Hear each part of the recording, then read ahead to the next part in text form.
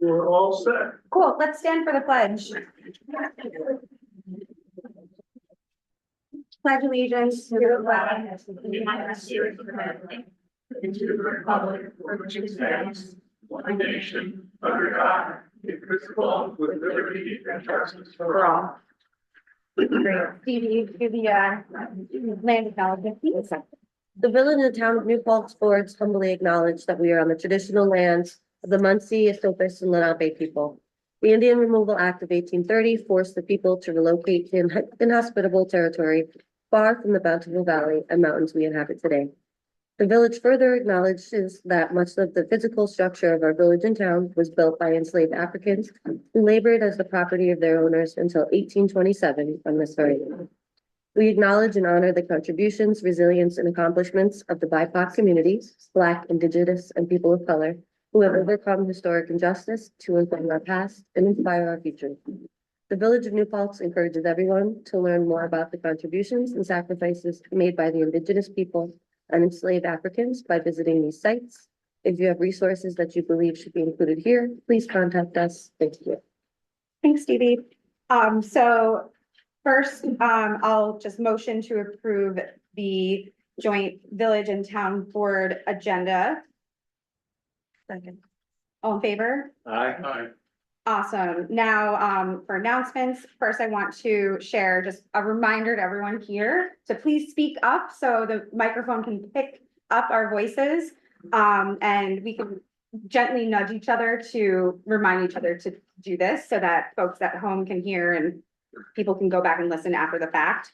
Also, we had a request from the press to, since we are lacking name tags, to do a quick go through of our names. So the press can get us who says what correct. So if we can do that quickly.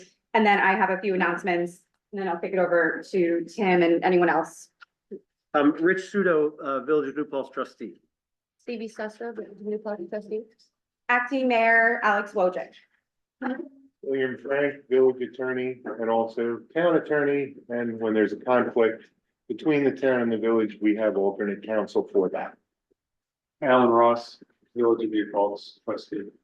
Tim Rogers, town supervisor. William Chano, deputy supervisor of the town. Sean O'Sullivan, town board. Lauren McFadden. Sorry, New Paltz Town Board trustee. Council person.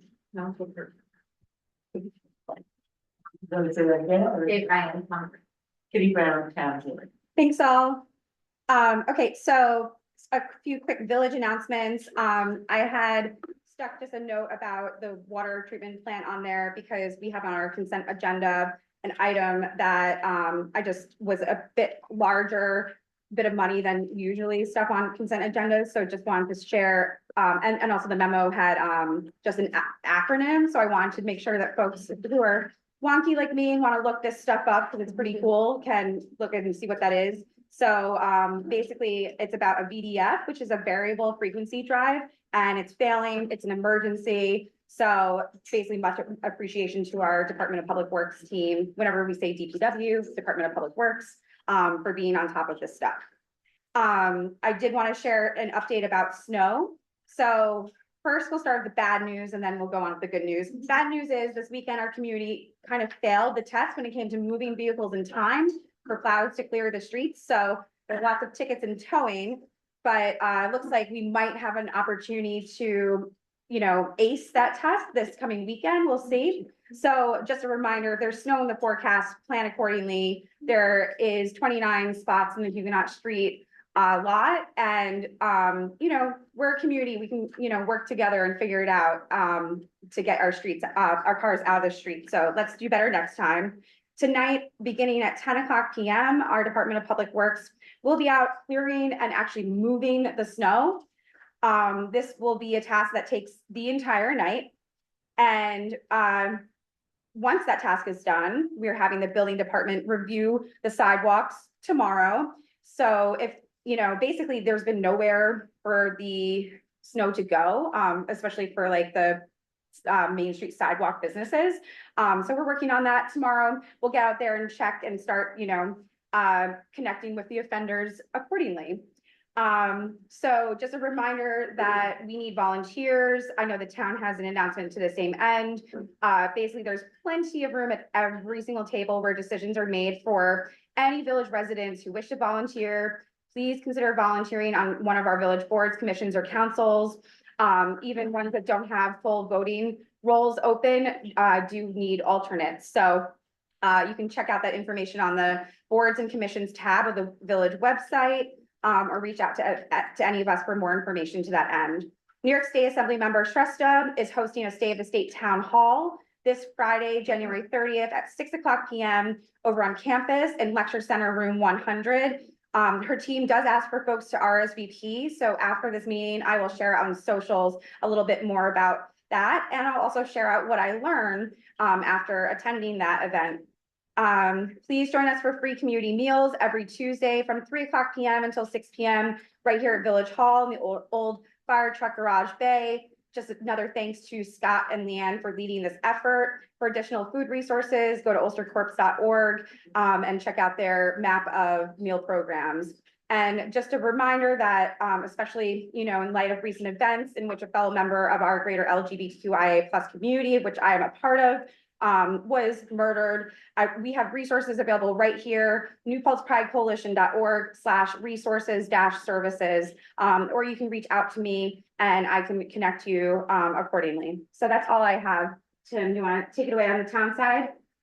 Sure, to dovetail with what you're talking about in terms of need for members of boards and commissions. So for the town planning board, there's one open position and 2 alternate positions.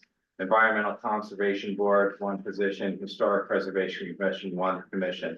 And I also wanted to share that the Office of Community Wellness is having a wellness pop-up Sunday afternoon at the Redeemer Lutheran Church. That's across from the SUNY TV station on Route 32.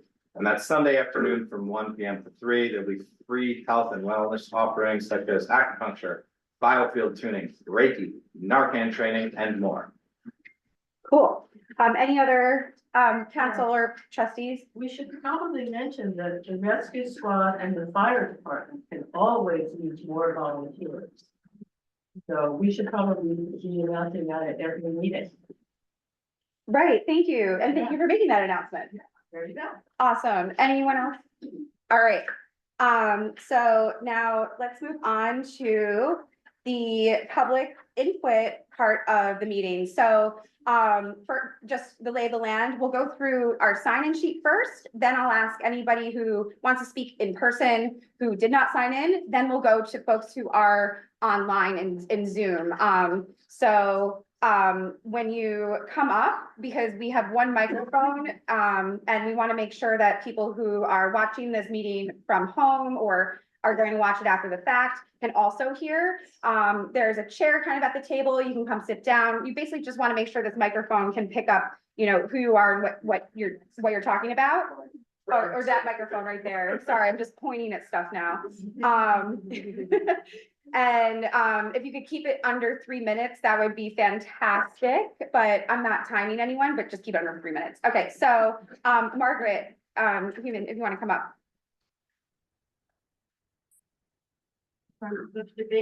Yeah, you can Perfect. use that chair and just come closer. But hold the chair up. If you want to sit. No. My name is Margaret Human.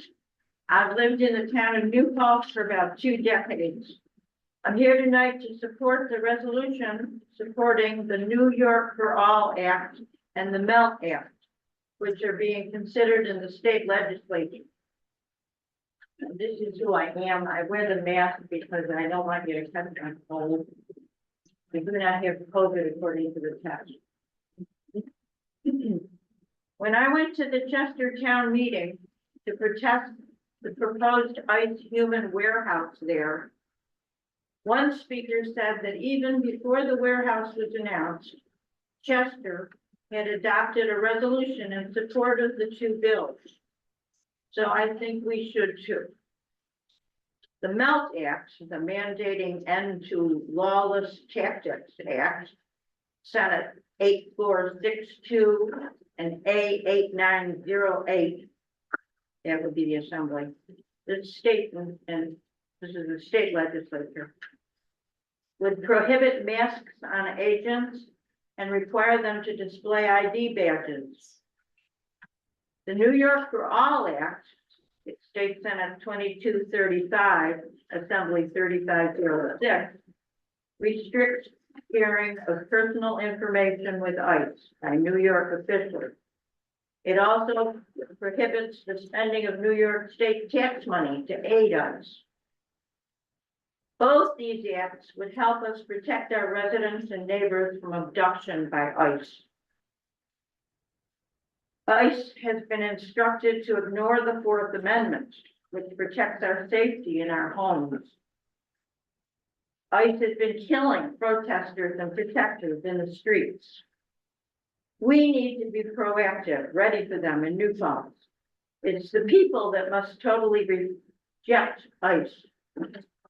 But protesting is not just getting arrested and booked by polite police anymore. We need more nonviolent civil disobedience training. We need to take the risks to protect our neighbors and democracy itself. And we need to know that our civil authorities in village, town, county, and state have our backs.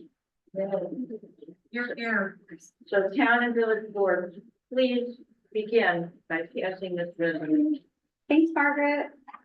All right, next we have Saja Ahmed.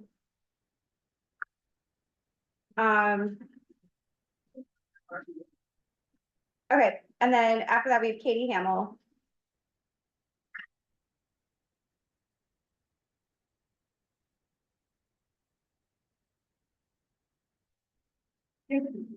That's the one.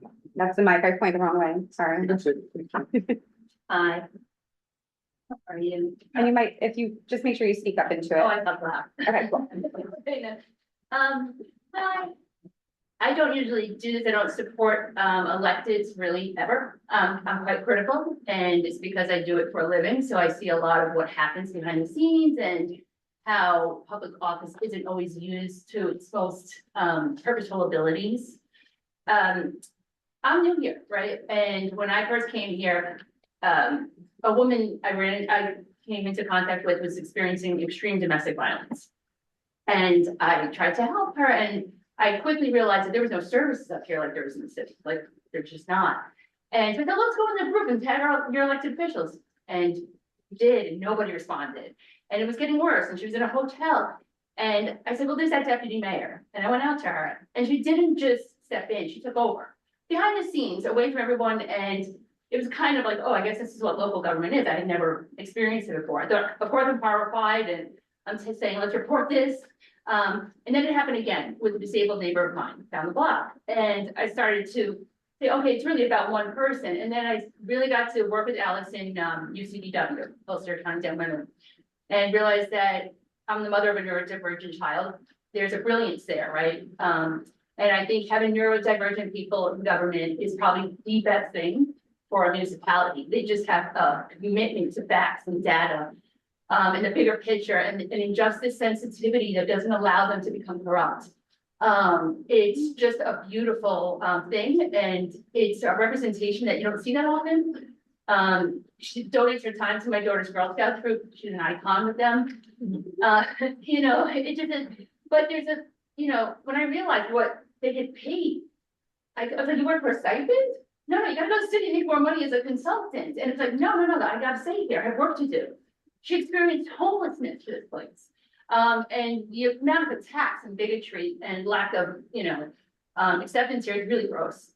Let's be honest, this is an all white board. Everybody that is of color is no longer here.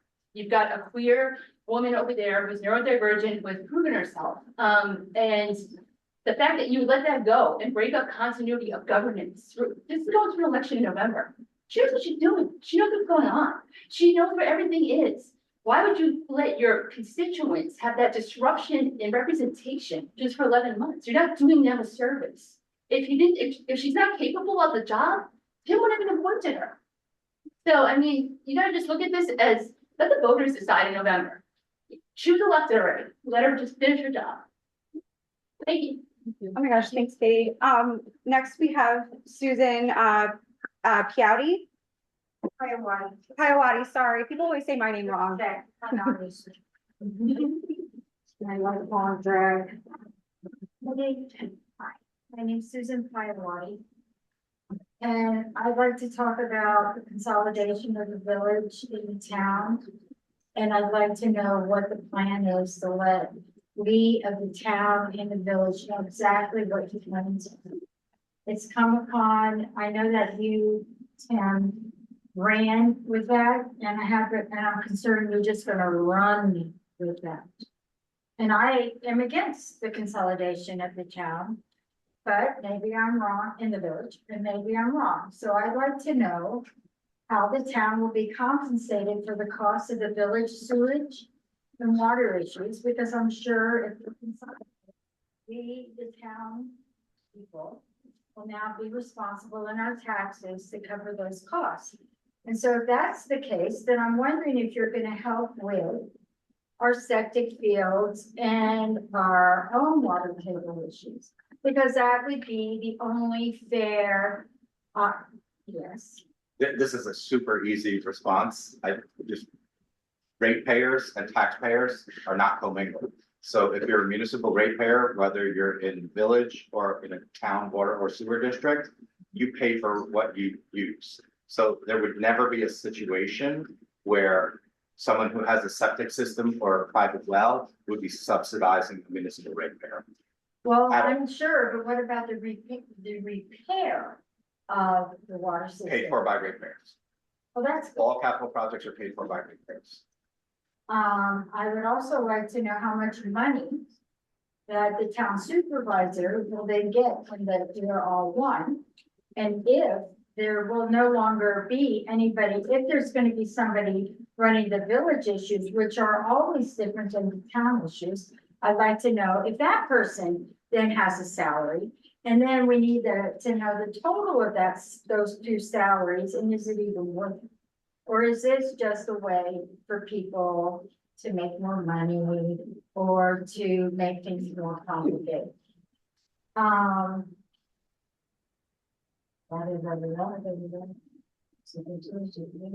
I'd like also for those figures to be laid out in the paper so that we can, with a comparison to now and present, and a comparison of what it's going to be, and the proposal of what the tax increase is going to be over the next, whatever, 20 years. I'll be dead by then. So there's a draft dissolution study. It's 123 pages that has many of the details that you're talking about. Plus by law, New York State Article 17A, General Municipal Law. All of these things have to be discussed and explained in a public setting, and there are required public hearings. You know, that process has not begun yet. The consolidation agreement has not been written yet. It's largely going to be based on the dissolution study that was authored and completed in May of 2025. Who did that study? The study was paid for with New York State Department of State money. And the consultant was the LaBerge Group, and the village was the one who spearheaded the dissolution study. So what we have on this agenda here is a joint board initiated consolidation process. So the two boards work collectively and collaboratively to author a consolidation agreement that the community has to review. The entire town, this is also a resolution on this current agenda, would have the opportunity to vote on whether or not to consolidate based on the terms outlined in that consolidation agreement that has not been written yet, but will be largely based on the dissolution study from December of 2025. How did you come up with it? How do you pronounce it? The LaBerge? LABERGE. How did you come up with that? As they're the ones. There was a process where various consultants within New York State were responding to an RFP to go ahead and assist the town and village with the creation of this study. Okay, so let's start. I don't want to interrupt a good flow, definitely, but I want to make sure everyone who wants to speak gets a chance to speak, and we're technically supposed to not do a back and forth. No problem. I'm so glad you're asking these questions, and when we get to that consolidation issue on our agenda, I will have lots of answers for you. Great, thank you. Definitely. So next we have Joe Marinak. I'll speak about the America 250. Okay, thanks. Excited about that. And then we have Matthew Cotton. You're not gonna speak? Okay, and then, Luke, I can't, Sass, No. oh, you're just signing in? Okay, Alan Goldhammer? Hello, Hey, I live in Esopus. I moved to Orange Valley in 1975. I graduated from New Paltz. I've been around. And I went down to Chester for the village meeting and the town meeting down there. And I'm concerned, I see that there's an opposition in, well, the supervisors of Ulster and Orange County are opposed to this, at Lyons, opposed to the ice facility there. And there's a very interesting, speech, presentation made by the governor of the Washington state recently that talked about opposition at the state level. And I'm talking about opposition at the state level. And I'm speaking in favor of the part of the joint resolution 2026 that includes the MELT Act and the New York for All Act. And I want to also bring attention to another act that is relevant to this and perhaps should be included. It's called the Dignity Not Detention Act. It's Senate, let me scroll a little.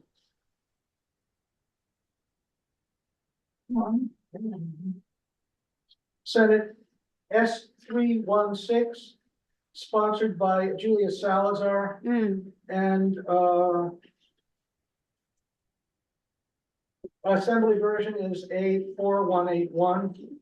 It prohibits governmental entities from entering into agreements to house individuals in immigration detention facilities.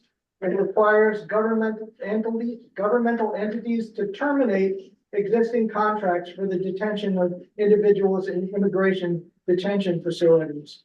So that goes together with the other bills. And I'm very glad that you're considering this now. I think it's important. And I would like to help and do my part to get other supporting resolutions. So if anybody would like to speak to me about that, I'd like to discuss it. Thank you very much. thank you, Alan. Joe Londa, did you want to talk now or? First now and then Yeah. at the end. Okay, cool. Come on up. Joe Londa, so many of you are new on the town board and the village board members wouldn't have much knowledge of it. So I share it in them with that intention for you. Everybody. Thanks. Finished. I forgot it was a joint meeting. I printed it out just that. The topic is battery energy storage. I just wanted to make you familiar with what I think is outstanding business for the town board. We have been working in the town on battery energy storage since fall of 2022. When Supervisor Leo Betts asked me to lead a task force to craft law and zoning for battery energy storage, which if you're following the news is getting lots of coverage. Some good factual information and a fair bit of misinformation as well. Just a quick timeline. So from 2022 in the fall to March 7th, 2024, we drafted the law that was brought to the town board on March 7th. It's in the minutes and there's a copy on file of the draft law, which was vetted by the legal department for public comment. The board decided to table the topic and directed me to the planning board to obtain their comment. On March 25th, I did that. They did not have comment, but they asked for a safety study group to be formed. That was done on July 10th, 2024, in a joint town and village board meeting.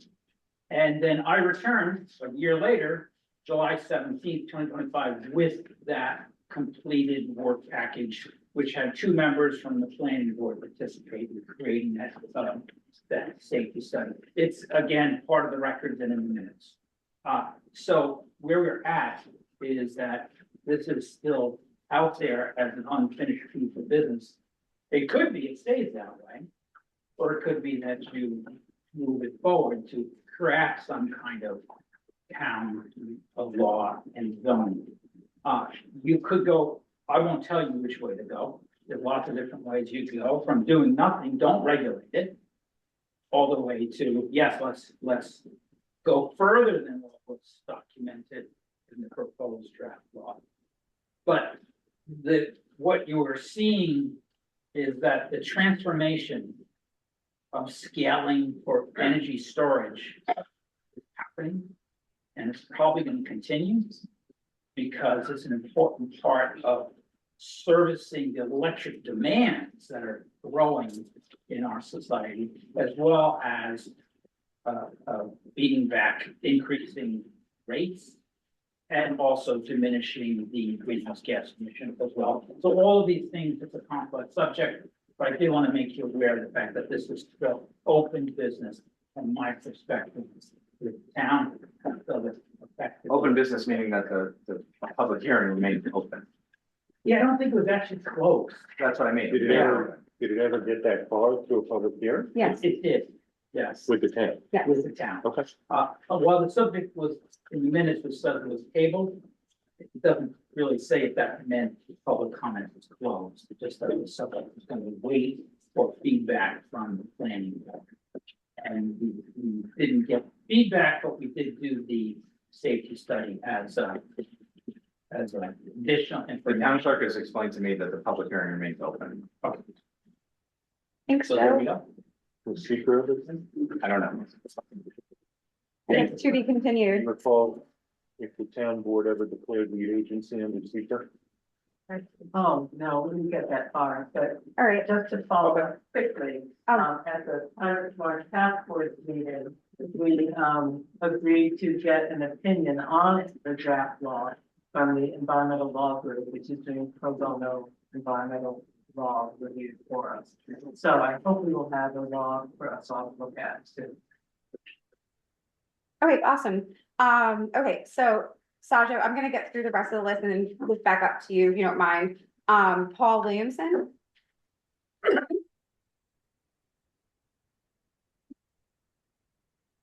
Good evening. I'm basically here very quick introduction to myself. And this actually follows on the topic that Joe just spoke on. My name is Paul Williamson. I'm from a company called Key Capture Energy out of Albany. We've been exploring the possibility of doing an energy storage project here in New Paltz for some time now. I was assigned to manage that exploration in September. And we're working through this patiently. And one of our objectives as we work here in the town of New Paltz is to see if we can find a location that will provide the least amount of impact to the town while also providing the greatest benefit both to the town and also to the regional grid. And so again, I'm just here to introduce myself to you, let you know that I'll be working here throughout the town in the near future. And also avail myself as a resource to you and anybody in the public who would like to come forward and ask me any questions about our objectives as we look here in Paltz. Awesome. Thanks, Paul. Nice to meet you. I do. Yeah, if you have a card, you can give to Kitty and we'll get your contact from her. All right, Gigi Fries. Thank you. Oh, no, I'm not. Okay, never mind. Wait a second, I just wanted to ask you, I thought there was something last meeting about the Woodland Slam project, but I don't see it on the agenda. When's that coming up? Planning board. Yeah, that's a planning board thing. All right, so Miriam Strauss.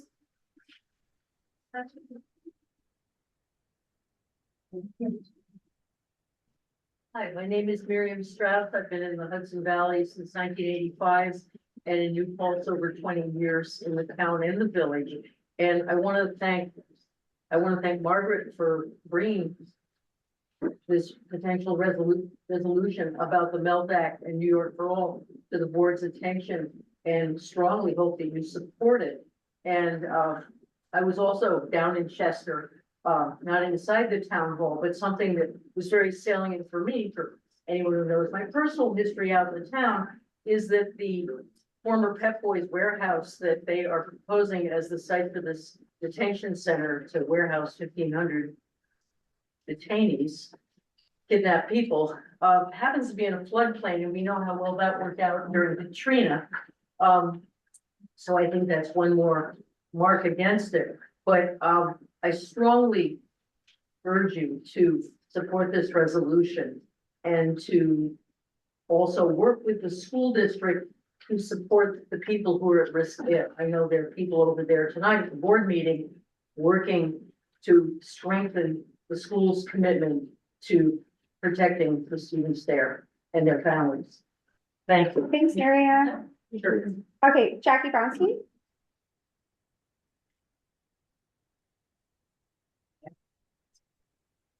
Good evening, on this cold evening. And I haven't been going out at night, but this is important, so here I am. I'm also speaking to the resolutions that are in the New York State Congress. There are actually 4 acts. The one that hasn't been mentioned is access to representation. That would require that indigent immigrants who are picked up and detained would have the legal right for representation pro bono. And that is also important. By the way, I'm speaking really on behalf of UACT and the Immigration Committee. We've been working to try to get these bills out of committee. One of them, the New York for All Act, has been sitting there since 2020. And it's going to take quite a bit of calls, and not only to the heads of these committees, to Governor Hochul. We really need a full court press because there hasn't been movement on these key things. I think, by the way, this is the moment to do it. I think people are disgusted by what they're seeing ICE doing. And at least in our state, in our county, in our town and village, we can protect them as much as we're able. So I thank you for considering this resolution. And I hope that you'll not only vote yes on it, but also look at how you can really get this to happen. Thank you so much, Jackie. You're welcome. All right, Sasha.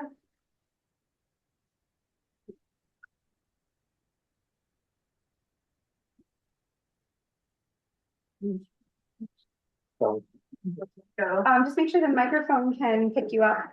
Okay. You could stand or sit, whatever feels good. I will stand and address everyone in But here. you need to address the board. Okay, This is, And the mic. this is, public comment for the board. yes, this is Okay. to address the board, All right. the joint.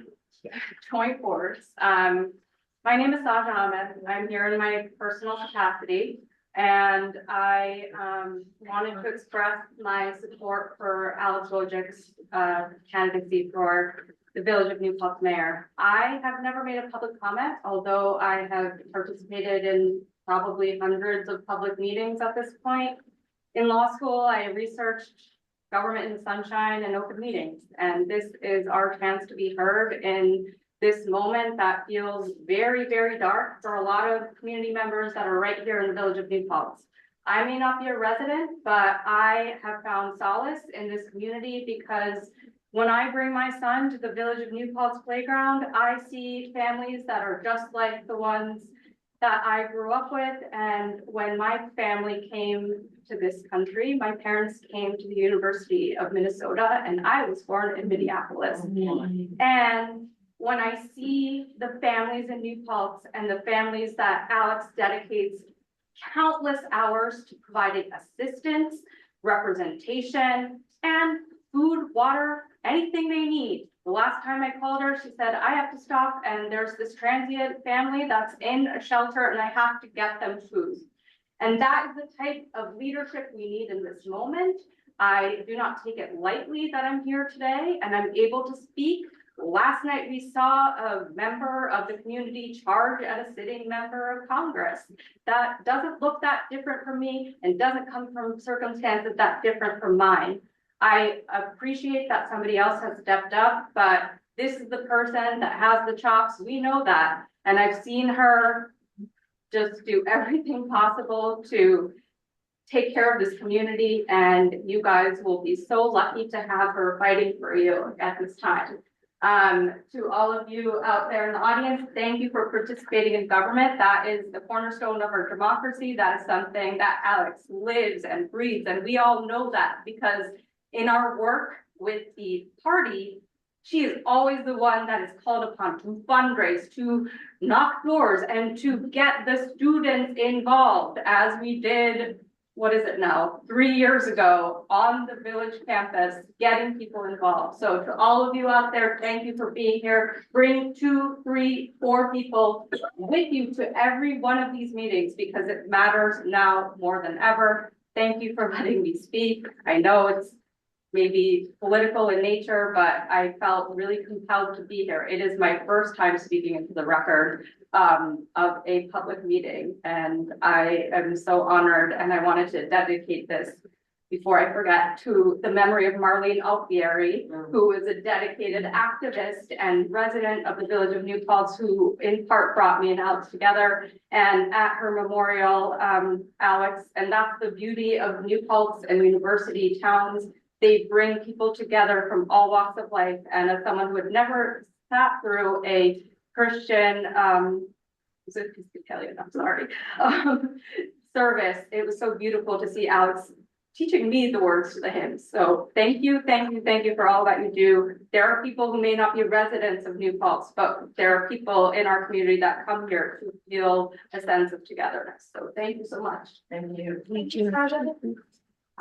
So next, sorry, everyone's making me cry a little bit, but, next, I wanted to have anybody who wanted to speak in public comment, but might not have signed up, who's in person, and then we'll get to folks online, if that's all right. So anybody, that did not yet speak, who's in person, want to come up and just speak?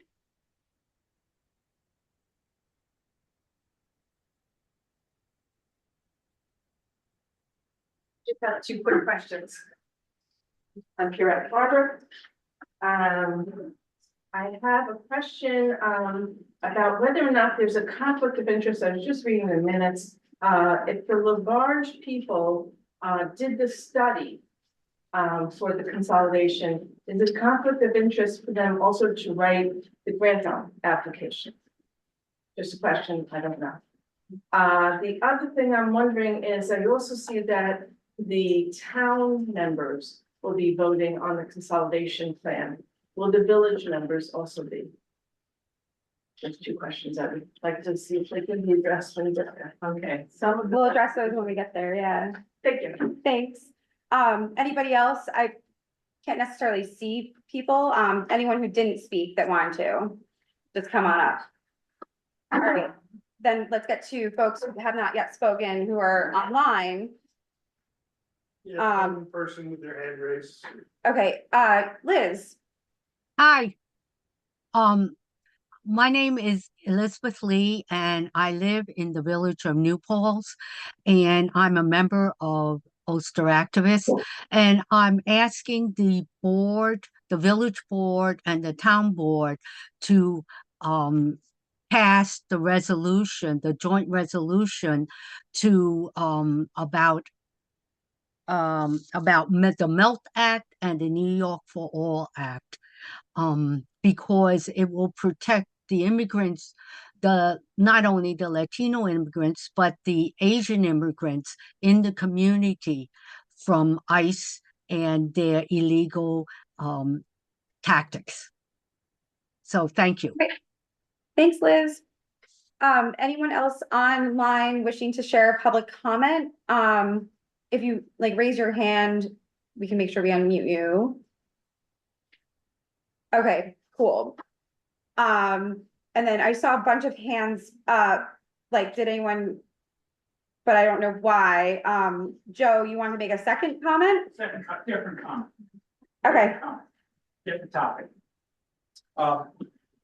So recently, I was aware of a problem that came to my attention at the community center with regards to cooking.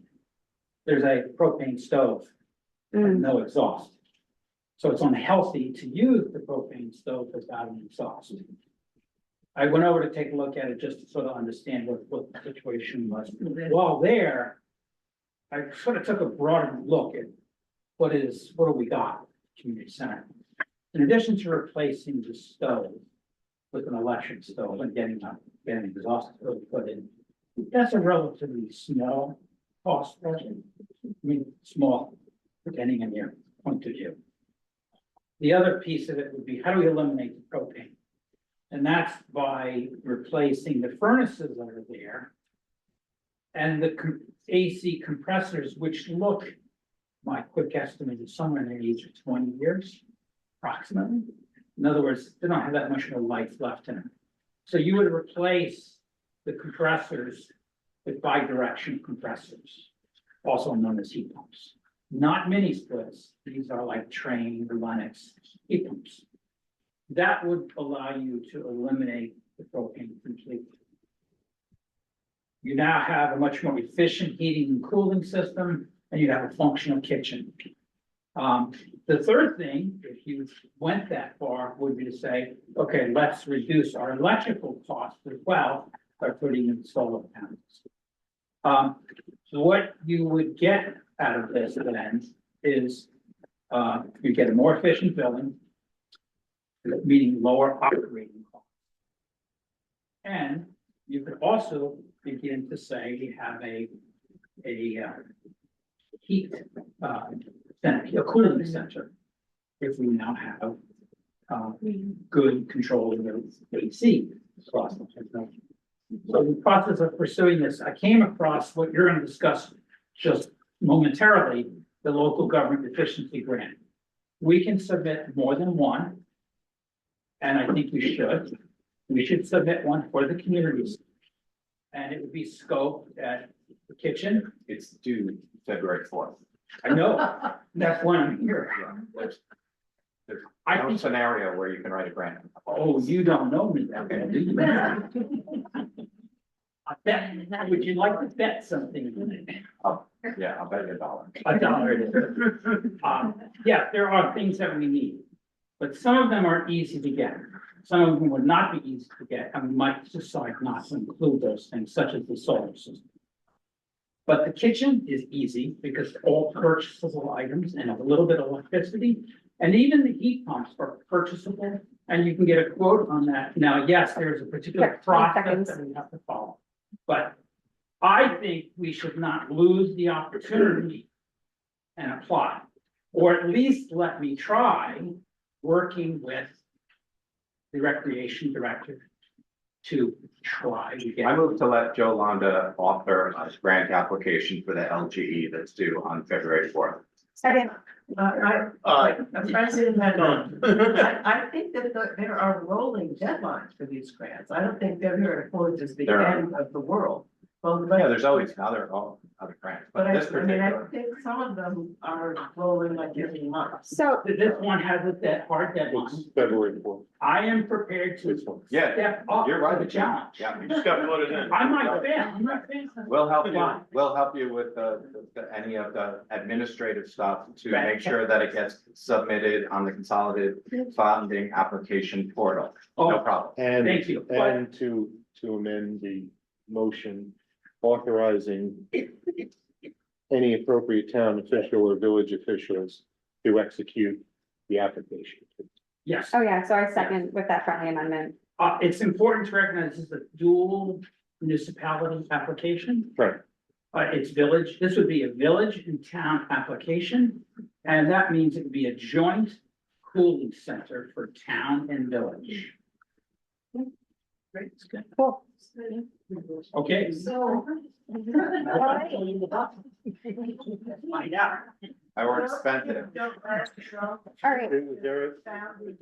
All in favor of Joe's grant application? Thank you, everybody. Thank you. Okay, any last call for any public input?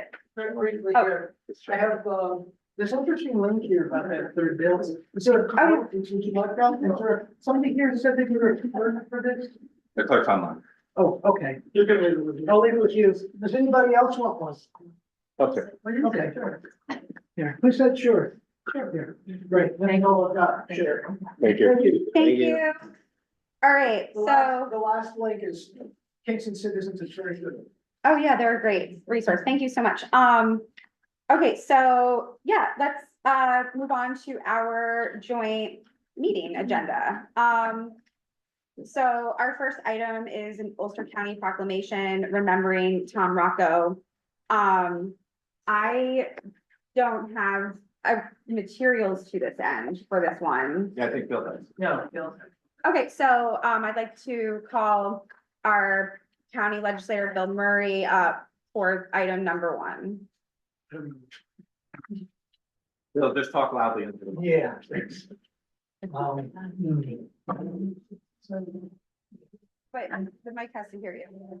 You're, Can you put the microphones up? We can't hear anything back. Make them louder? Oh, no, it's not a projection microphone. It's on amplification system. People just need to use their outside voices. With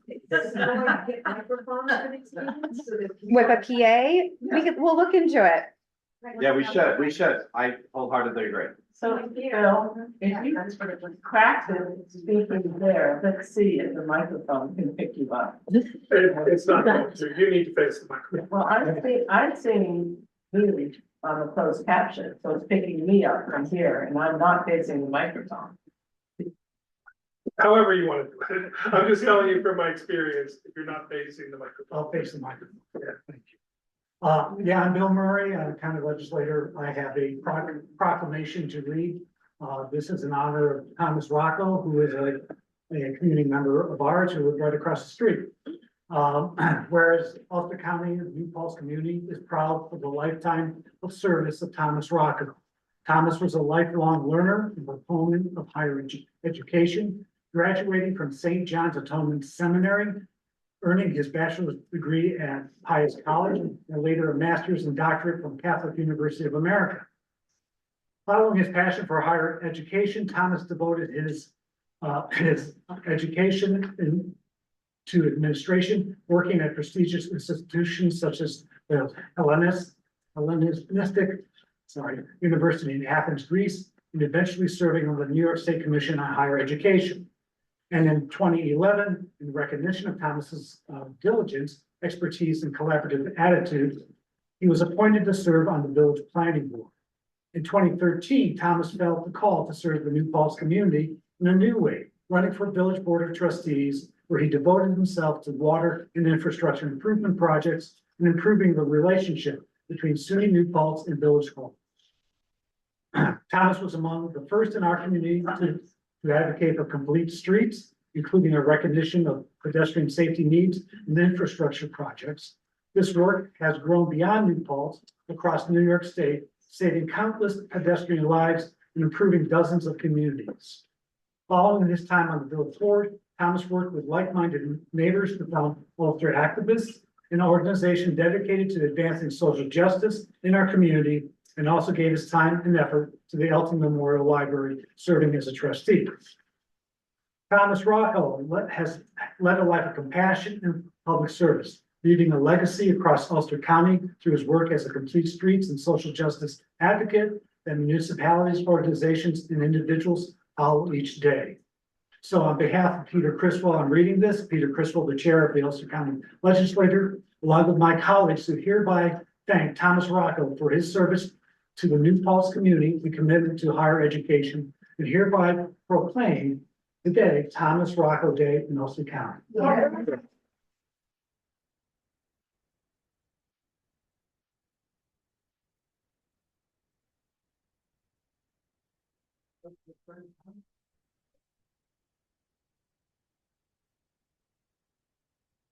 Thank you, Bill. Thank you, Bill.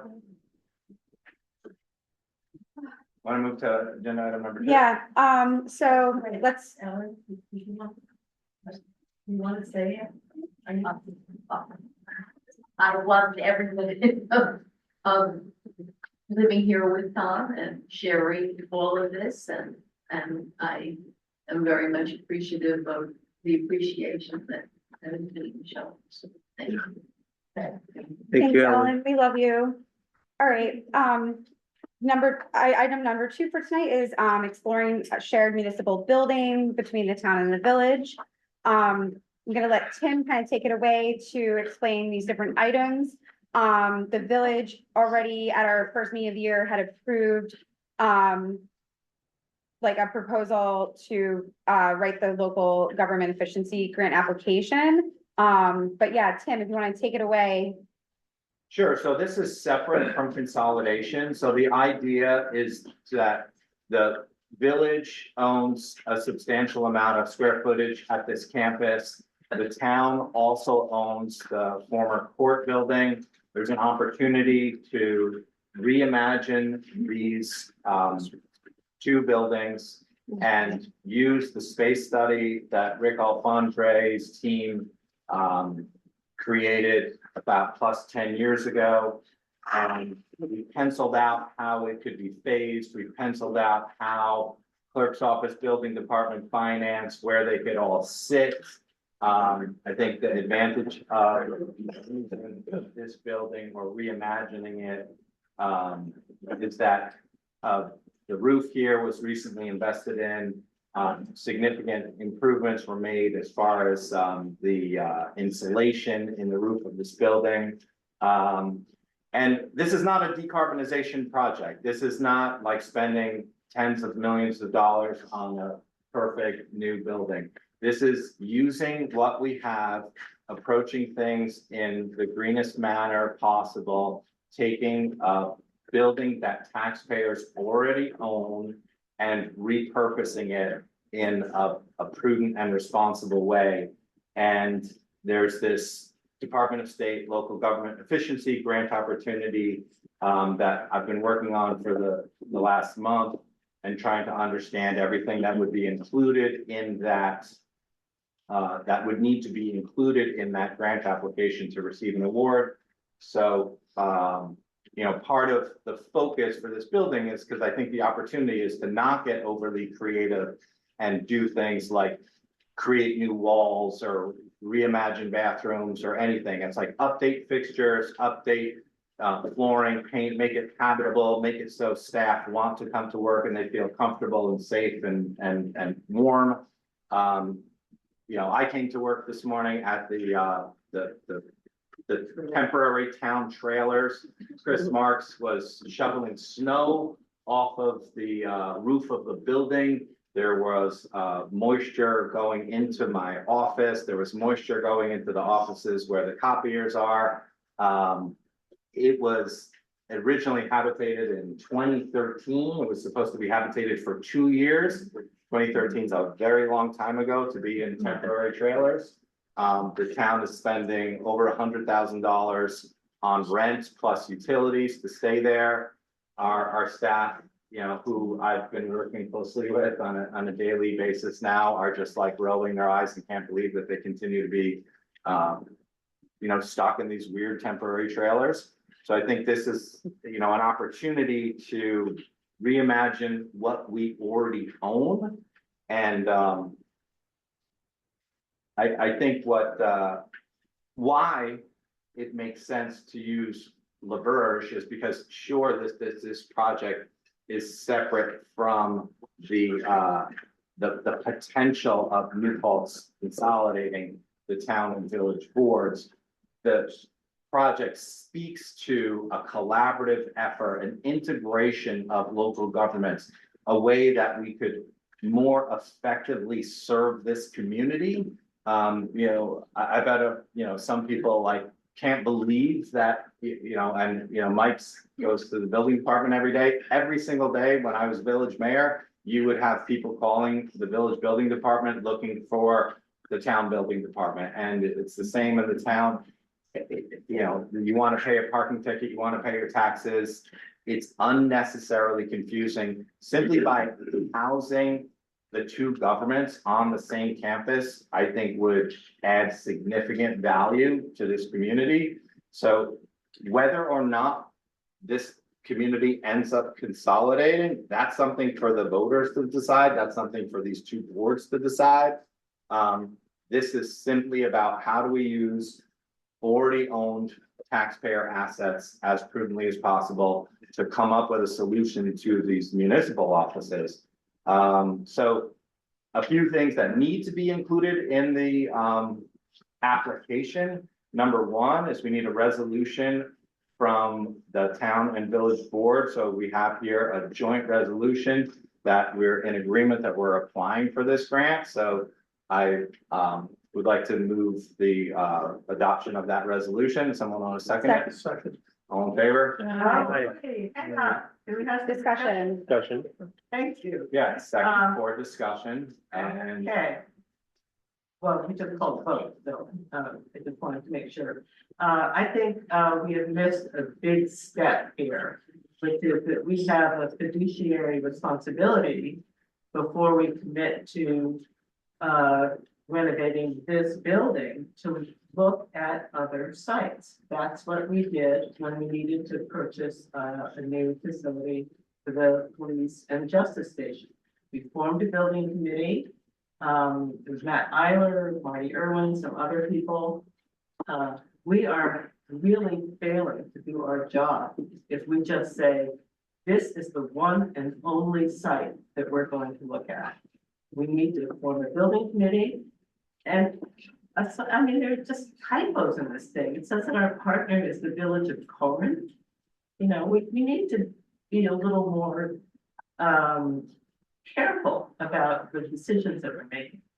It also says that we're gonna share the costs, but that of $50,000, but then at the end of it, it says that the town is gonna pay the whole $50,000. So, because the lead applicant, but we're supposed to share it with the village. right? So how much is the village paying? Half of the cost, half. But it says that the town is paying. Because they're the lead applicant. Pardon? They're the lead applicant.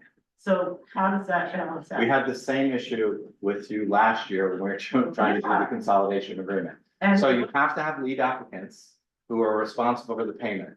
Then you have an IMA between the town and the village In which. to get to the lead We applicant need phase, to. which we have. The original date of putting the solution and now the consolidation up for November 26th. November 2026 made a lot of sense a year and a half ago, right? Now we have essentially 6 months to get everybody in our community. We're not talking about consolidation right now. This is the beginning of. Now, this is the- integration, this is this better government, and also I sat on a building committee Okay, with that's Dave great. Let's do Lentz, that with again. George Let's do that Seafried, again. with numerous other Let's do community that. members, Why aren't we doing it this time? because we've already done it, because we've already You have done it. looked at other sites throughout the town? Yeah. For a municipal. Okay. So I think what we're not emphasizing is that the town workers have been in temporary housing for 13 years. You've had 13 years to plan and get a plan. 13 years, that's a long time. It was supposed to be 2 years. All right, so You know what? there's the We point should where have you been have doing to, that, but to say that the only possible, have you polled the town? you know what, if you just residents? keep, Have you polled the town residents and said, are you ready to move into Village Hall? Where are we gonna put all the, have you looked at the storage out there? Yes, if you, Where's that gonna you know go? what, if you the don't. storage will remain right where it is. What are you gonna move? Trailers somewhere else? Town workers are gonna work here, and then when they need a record, they're gonna go up. They don't to their go to the own- record storage on a daily basis. When they do, this is. There's also- We have Okay, to I'm have calling the a question building because you're search. gonna do this No. every time for every issue. I This realize is not that. time to call Uh, the question. All in favor? No, wait a minute. The town does not have an attorney looking at this for us. So this is moot anyway, as Mr. Frank acknowledged, the town needs its own attorney. We have to an attorney. look at this agreement. We don't have a town attorney looking at this agreement on behalf of the town. We have an attorney. You have an attorney at the village. But apparently, as the former mayor, you think you have an attorney, but you're The now. town has an attorney. You went to the reorg meeting, remember, Yes. Jan 8th? We And appointed you a town attorney. appointed Rodenhouse and Chael. So if you want. No, to we bid- did not. They are on our list when there is a conflict, which are There are clearly several here. firms to look at, and There is the- clearly a conflict. Who wrote this? I wrote it, and I recommended to the supervisor yesterday that it be reviewed by Ms. Svensson. That's what Emily Swenson. She is one of the attorneys who's on the council. She is as conflicted as you. But when you're talking about zoning and planning, she's your zoning and planning attorney. Kitty, there's no one more conflicted than you. Now that I've been in Yeah. office, and I've seen your track record, and I've seen what you've done, and Okay, if you are going to start. $18,025. Why did we spend that money? Wait, let's stay on topic. This is like, 'cause this is just for a grant that is due a week from today. $18,025. On the annexation issue? Yeah. I would ask you to share it, everybody at this table, and you will see why. It already was shared. No, has everybody here seen the annexation response from Lodenhausen and Shale? We're getting off the topic. Can we stay on the topic, because this is discussion on Yeah, really, guys. we the really need joint to- resolution, resolution there's about. a serious issue here, a serious concern, serious health issues, and facilities that are not safe. And we talk about mold. Isn't safe. You talk just about- spent $500,000. And another thing. Please let me finish my I'm sorry. comment. I'm sorry. I think this discussion is being hijacked a little bit. If we're off topic, we're not addressing a very specific and urgent need of the workers for the town. It's very important to stay on topic, address this particular proposal on its merits, and we each have an opportunity to say yes or no. I don't think we should be, there's gonna be plenty of time to talk about consolidation, the pros and the cons, there's a legal process that has to go through, this is not that moment. We are not going through our due diligence process. If we are saying there is one and only one site that we will continue. We're, to that, look at that's- and the potential. Our community has looked at this for 15 years, Kitty. Yeah, and. And we're I trying to be requested an solution executive oriented. session, which you have put at the end of this meeting, because I can think. This of is not an lots. executive session conversation.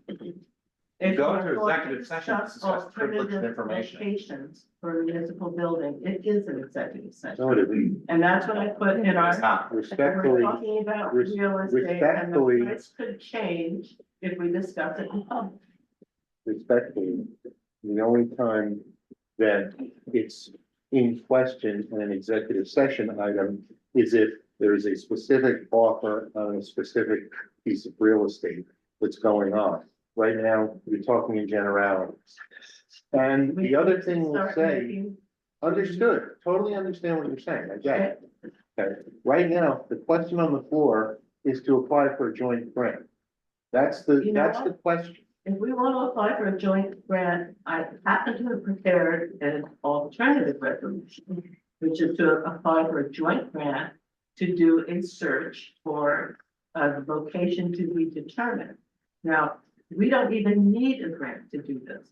The town has almost $3.8 million in the building fund. The village has over $800,000 in unexpended funds.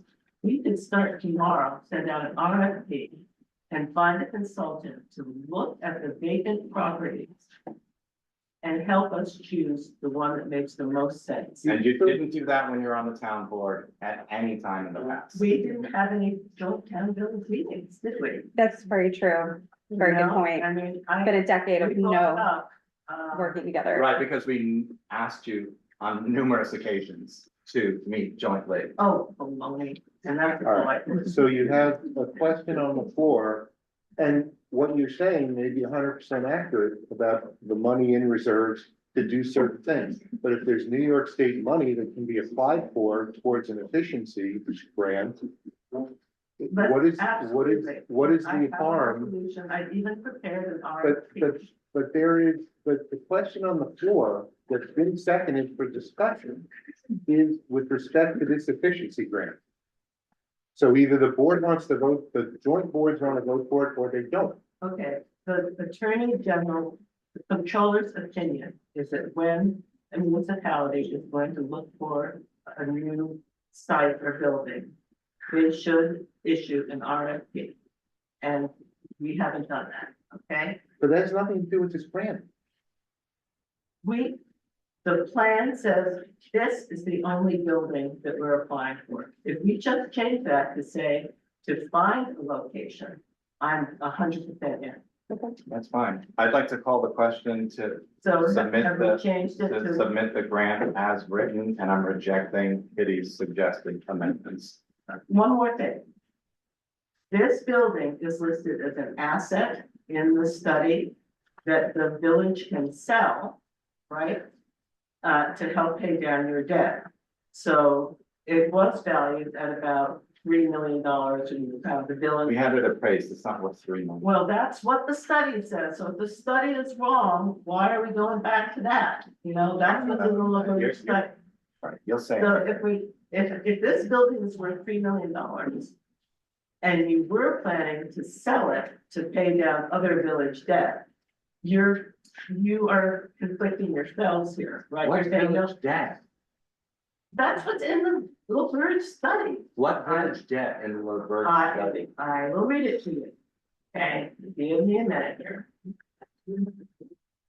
It's, Because the fire station is 100% paid off. The co-owned town and village fire station is just paid off this week. Oh, yeah, I meant to make that announcement, sorry. Congratulations. Yay. It's probably the best news in a long time. I think. Like, I just wanna say, I really do hear you, Kitty. You know, like, there's just so much more that could be done and should be done. But if I'm not mistaken, there is a deadline of a week from today for this grant, right? well, that is not a good reason to foreclose looking at any other option. And this is from the LaBerge study that says, So should we 15, 16, 17 years before we get a new building? Like, how about a month? You know, let's make this. there won't be a grant. How about circulating your ideas before the meeting instead of just Because grandstanding? I got this yesterday, Tim. You know? You did? Well, you didn't read your emails earlier? I mean, this is what you did last year too. At every meeting, you would say you never read the Not emails. true, and there's a lot of. They're stuff all recorded. They're recorded meetings. in which you said, let's move, yes, and I objected. And then I would go home and I'd be like, the email that we were talking about, you had already received. Okay. You this did is it from the 3 LaBerge meetings in a row. May I read this? Current town hall offices remain in temporary trailer space and cannot accommodate expanded functions. As such, it is recommended that Village Hall transfer to the town to provide interim space for the expanded town functions, while the town develops and implements those long-term solutions. One alternative is to upgrade and utilize the Village Hall as a permanent town hall. If this is not the solution, the property should be sold with the proceeds going to the benefit of the former village taxpayers to offset outstanding liabilities. Then it says, alternatively, Village Hall could be sold and the proceeds could be used to offset village debt and a new town municipal center can be built. So that was the last thing I essentially heard on this subject. So number one, in what you just read, Point of spoke information. about. I have a number for reimagining us. this Yeah. property. Okay. Okay, yeah, so, sorry, by the way, when my phone goes off, the only people who have emergency bypass are our treasurer, clerk, attorney, okay. So the only debt in our general fund in the village is the roof, $450,000. All other debt is water fund. Okay, all the better. So. Doing good. If this is assessed at, okay, everything I searched said to identify land to be acquired, we have to issue an RFP unless we're talking about something with a value of less than $35,000. But we're not acquiring land yet. That's the, We that could. But why? Why would you Sell incur more debt? for $3 million. You can't, we had it appraised a bunch of years ago, the building is worth the land, it's not worth Well, anything, its highest investment is in municipal That's building. another flaw in the LaBerge study. Okay, so we're back to the question that's on the floor. Perhaps we should focus on that for now. So I just wanted to say that we have failed to do our due diligence if we asked to. Great, thanks. Thank you, Kitty. So all in favor, let's do a roll call. Kitty, No. Kate, Aye. Lauren, Aye. Sean, aye. Tim, I. Alan. Do I have to be an I? Alex, no, out of solidarity with Kitty, just because we need to be chiller for the rest of the meeting. Stevie, Aye. okay. Motion, the resolution's adopted. Okay, Okay, so the next item has to do with, the town agreeing to work with the village and share the cost of the grant writer, who is LaBerge Planning. I would like to move that we share the cost of the grant writer. Someone want a second for discussion? I've had trouble finding which ones. well, I will second. Well, you don't have to, Oh. because this is just. Oh, you right, guys because we are- already did this, sorry. Someone want a second? We did this last meeting. Okay, discussion, questions?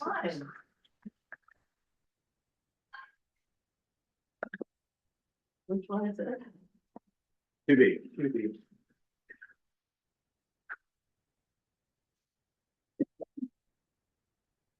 This is not. Any discussion? Consultant. Just give me a minute, okay?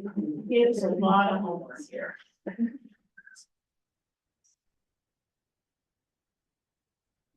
Is it the IMA? No, the IMA is 2C. I do.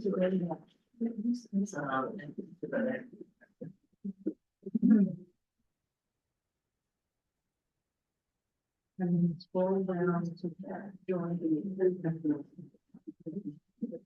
And then TV.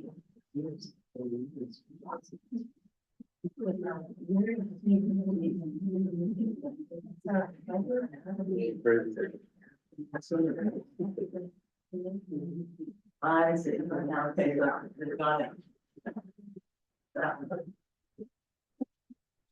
I found word for the.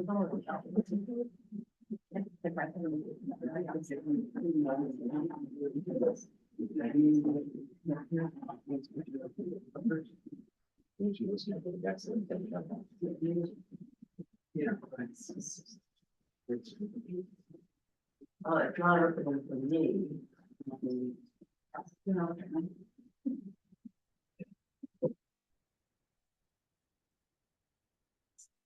I hope.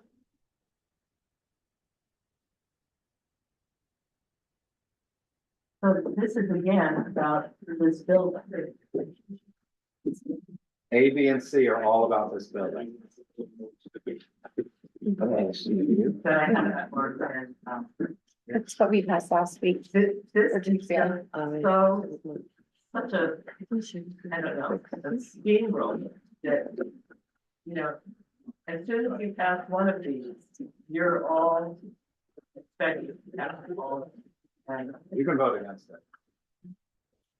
I don't think any of these have been given the time that they need for us to make it going to business. I think this is just, Well, I think. you know, like, we're moving the, well, I think we're just sort of taking the responsibility of us doing our really deep research away. Okay. Kate, Lauren, Sean, Tim, I. Okay, so the next item, this is a joint draft IMA, so everyone at the table has to vote on this. This is also required per the LGE grant application. So I move that we adopt the IMA between the town and the village to share buildings, including utilities and insurance. Someone want to second my motion? Second. Discussion. This is an intimate, why don't you read it? So people know. It's an intermunicipal agreement between the town and the village. So if Could people in the audience keep the private conversations down? I can't hear anything anyway. you're welcome to come up front. Yeah, there's an open seat in front. Come Couple of closer. chairs up here. So if the town and the village were to share this complex, which the town owns a chunk of it, the village owns a chunk of it, then we would work towards an agreement where we would figure out how to officially share the buildings, share utilities, share insurance. So those are topics that would have to be memorialized. And there has to be a paper trail showing that we are in agreement that we would work towards that IMA as a joint town and village. This is a requirement to be included in the grant. So Joe Londa will also have to have an IMA like this in the grant that he is going to submit. I'm good with this, yeah. And Are we still discussing or? I'll just make a comment if I Okay. could. We were requested to do an IMA to include in the grant application. It can be and probably will be, the one that's on the table tonight will probably be fine tuned and amended. And there'll be additional lawyer's eyes on it. We just needed to get something together for the purposes of this application, sort of in a rapid fashion. Once the application is submitted, if that's going to happen, and I believe it is. And if we receive an award. And if we receive an award, then there'll be a more, because this moving in together isn't happening overnight. This isn't something that's gonna be next week, we start moving desks. This is something that's on the horizon, and as we go through the process, it's quite likely that there's going to be some amendments to this current version of the IMA. Thank I you. just wanted to clarify that. Yeah, that was my understanding too, is that this is all for the purposes of this grant, which is a big if too. And at that time, there will be not just me dealing with this for the town and the village, there will be an attorney on this type of thing that will be handling it for the town. And I'll be dealing with the village. Thank you. Thank you. So I will support this IMA with the understanding that Women Housing will be represented. That is something that's up to the town board who they choose to have review it. One of the alternate attorneys, it doesn't necessarily have to be one or the other. I'm absolutely opposed that we use Rodenhausen For probably not the time. Yeah, sorry, Probably but not the I time want for to keep that. us on We're- track, like, that'll be we it. have, you've made a motion in a second, we were So in I reject discussion. you. Well, in that case, I am voting down. Okay. Okay. Okay, all in favor? Was there a motion in a second? Yeah. Sorry. Yes, Okay. Roll call, please. Kate, Aye. Laura, Sean, Aye. Tim, aye, Alan, Aye. Alex, I, Stevie, Aye. Rich. Okay, item number 3 in business All right. agenda. handing the mic back to me.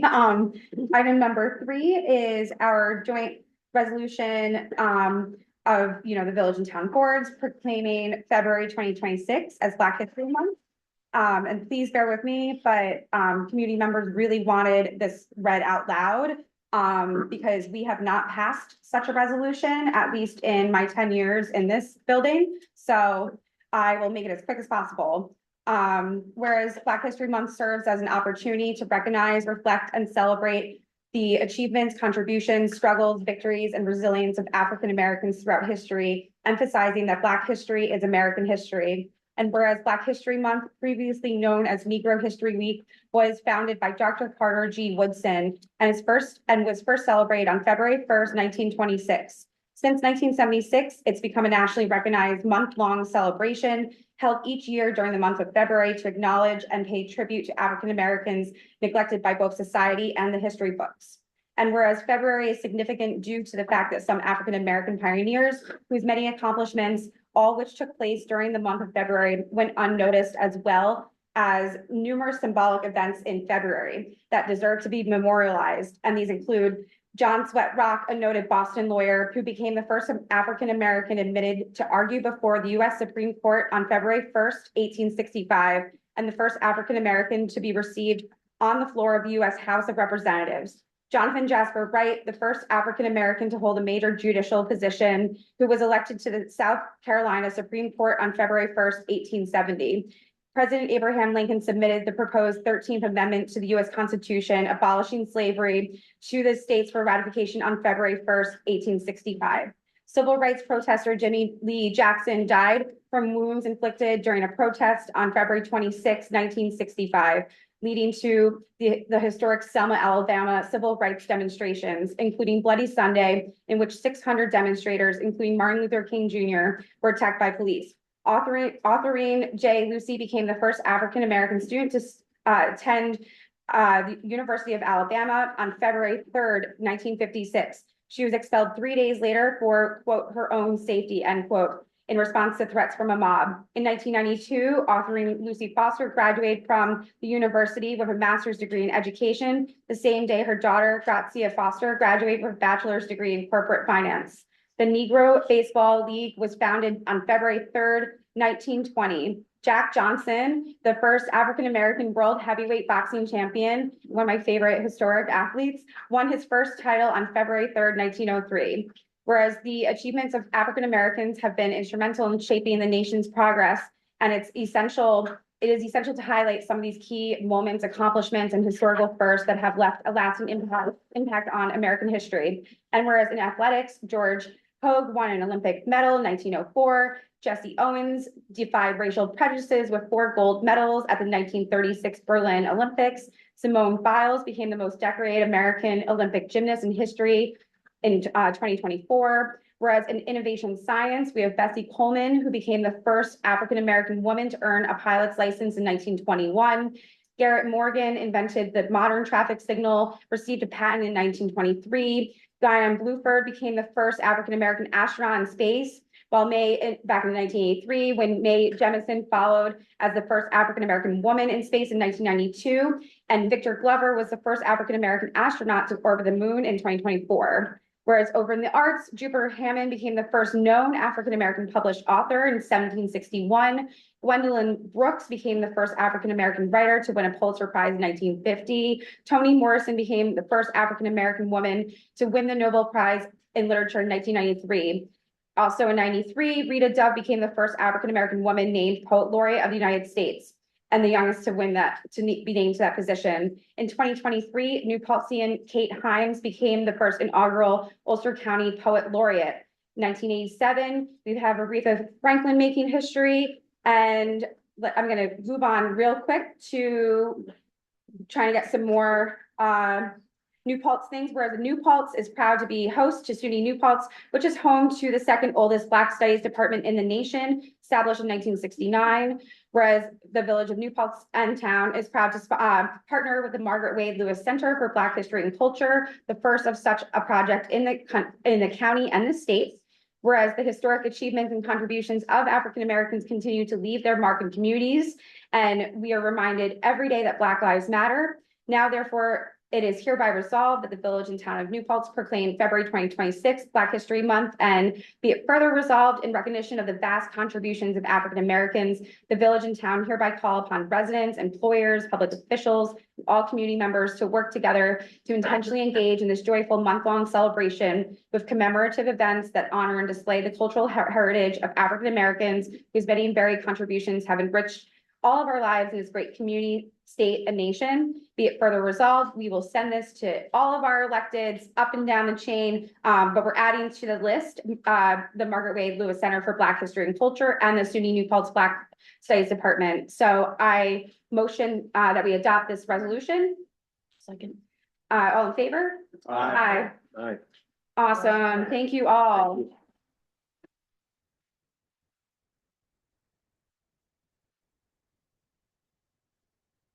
Is there any reference to that Floyd Patterson, because he was a resident and world champion, and I feel like his contribution was good. So I'm sorry if that was too late, but it went fast, so I didn't quite notice whether. I think I missed him. I also did skip a couple paragraphs, so. Just because he's so well known for his. Yeah. Activism and was a resident. Just a cool. Well, in the meantime, we can remind people that there is an incredible display about Floyd Patterson on the wall of the community center. It's a really beautiful display. Well, we should certainly add to this list, we can read all that. If I missed him, we can just add him in. Yeah. And I encourage the public to read this because the paragraph I skipped it because it was kind of nerdy, gets into just political people and it kind of my obsession with the New York State Senate Majority Leader Andrew Stewart Cousins. So we'll make sure we include Floyd Patterson in here as well. And then I hope everybody does get a chance to read this. I'll circulate it as I always do on socials. Thanks, guys. Thank you. I think we just met Judy Jackson, and I think we have a nice little paragraph about her. Our playground is named after her, so I think it'd be great to add her to one of those. Awesome. Thank In you. the playground, we also have a memorial tree for Floyd Patterson. Right. Awesome. Thank you. This is why it like literally takes a village. Because no matter how many late nights you spend like drafting something, you will always miss important figures. So we will, after the fact, make sure we add Judy Jackson, Floyd Patterson, and then next year we can even add a few more pages probably. Assuming nobody on the board has any objections to those additions. No, thank you. Cool. Thank you all. What? Did you write that? Yeah. Wow, well done. Well, I had Essie's help reading it over. Yeah, and she had a few additions. So yeah, thank you. All right, item number 4.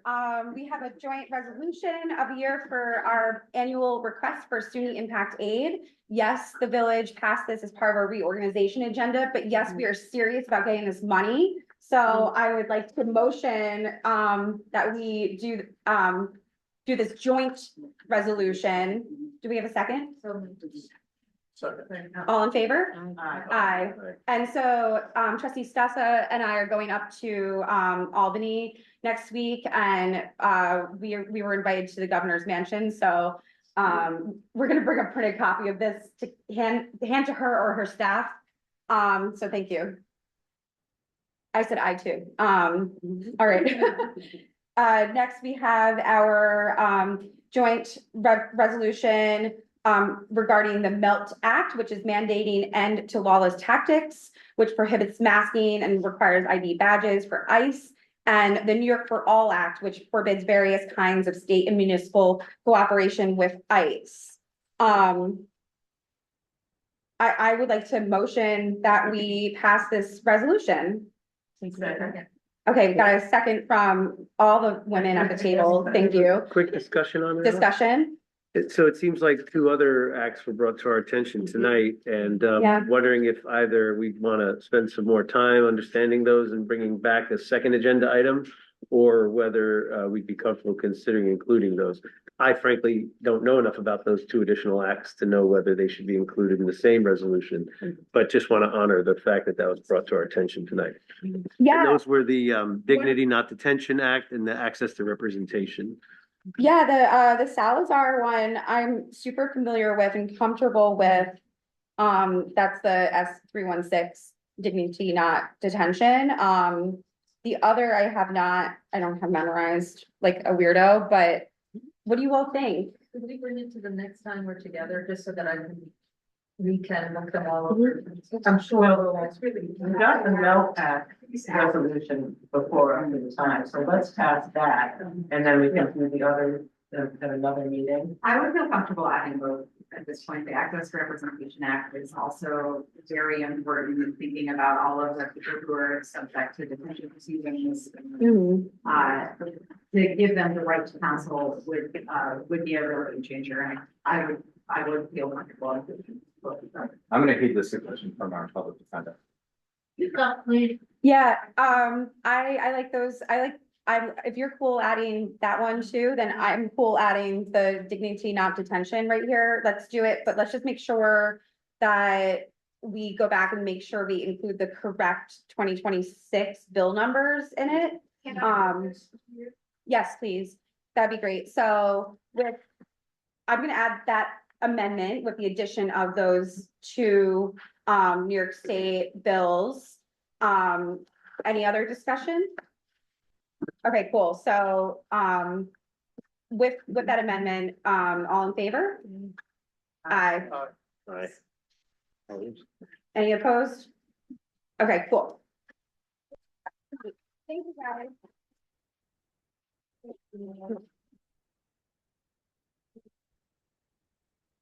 Sweet, so maybe, trustee Sesta and I can print that one out too. So item number 6, we have, our complaint against the Ulster County IDA, to the New York State Authorities Budget Office regarding 151 North Chestnut Street pilot.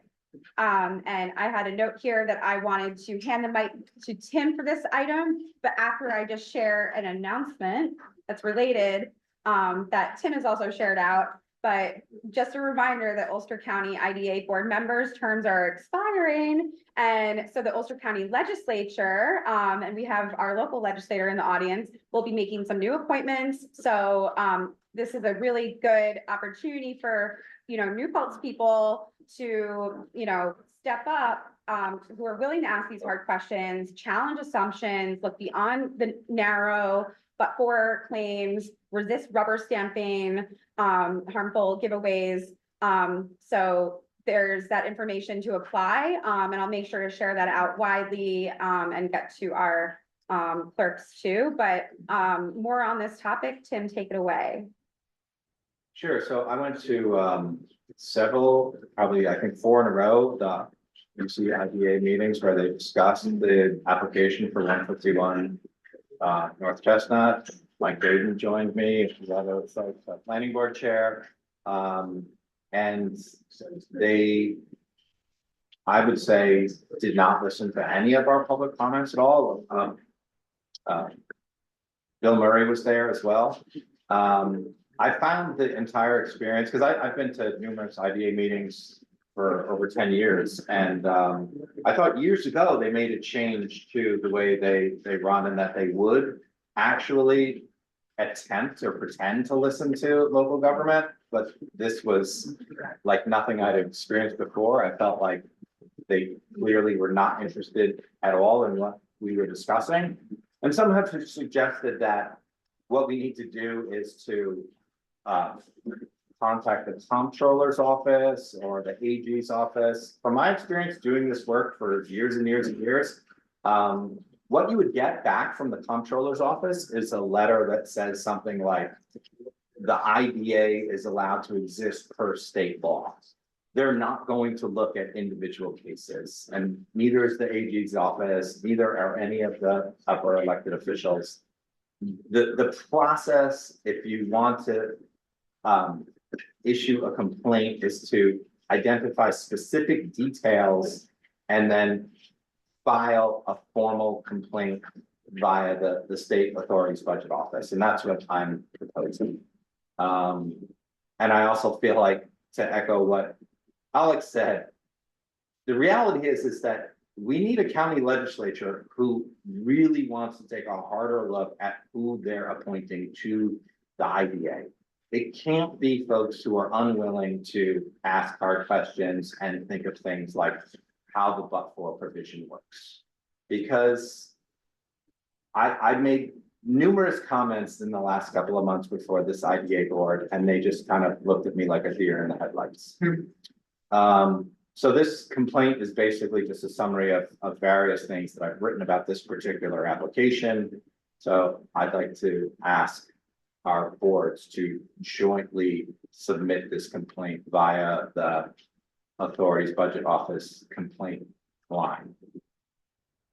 Someone want to second my motion? I'll second. Oh, Discussion? for a second.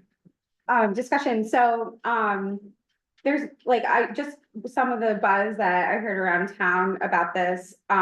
Just want to make sure us all coming together to make this complaint doesn't undo any previously submitted letters and complaints and stuff, right? Yeah. It does not. How would it undo? I just wanted to make sure if that was addressed. Like, it's just one more way that we are expressing our concern and disdain And displeasure with the process. and total displeasure of this And we've also totally looked at- inadequate process. We've also looked at the possibility of pursuing an Article 78 against the IDA, and unfortunately, that also seems like a very expensive endeavor that would probably result in nothing, and it's just incredibly frustrating. That's why I go back to the only thing that I think would matter, and I don't think a monitor would matter either. I think what matters is who serves on the IDA. Cool. So all in favor of issuing the. Can I ask one more question? Yeah.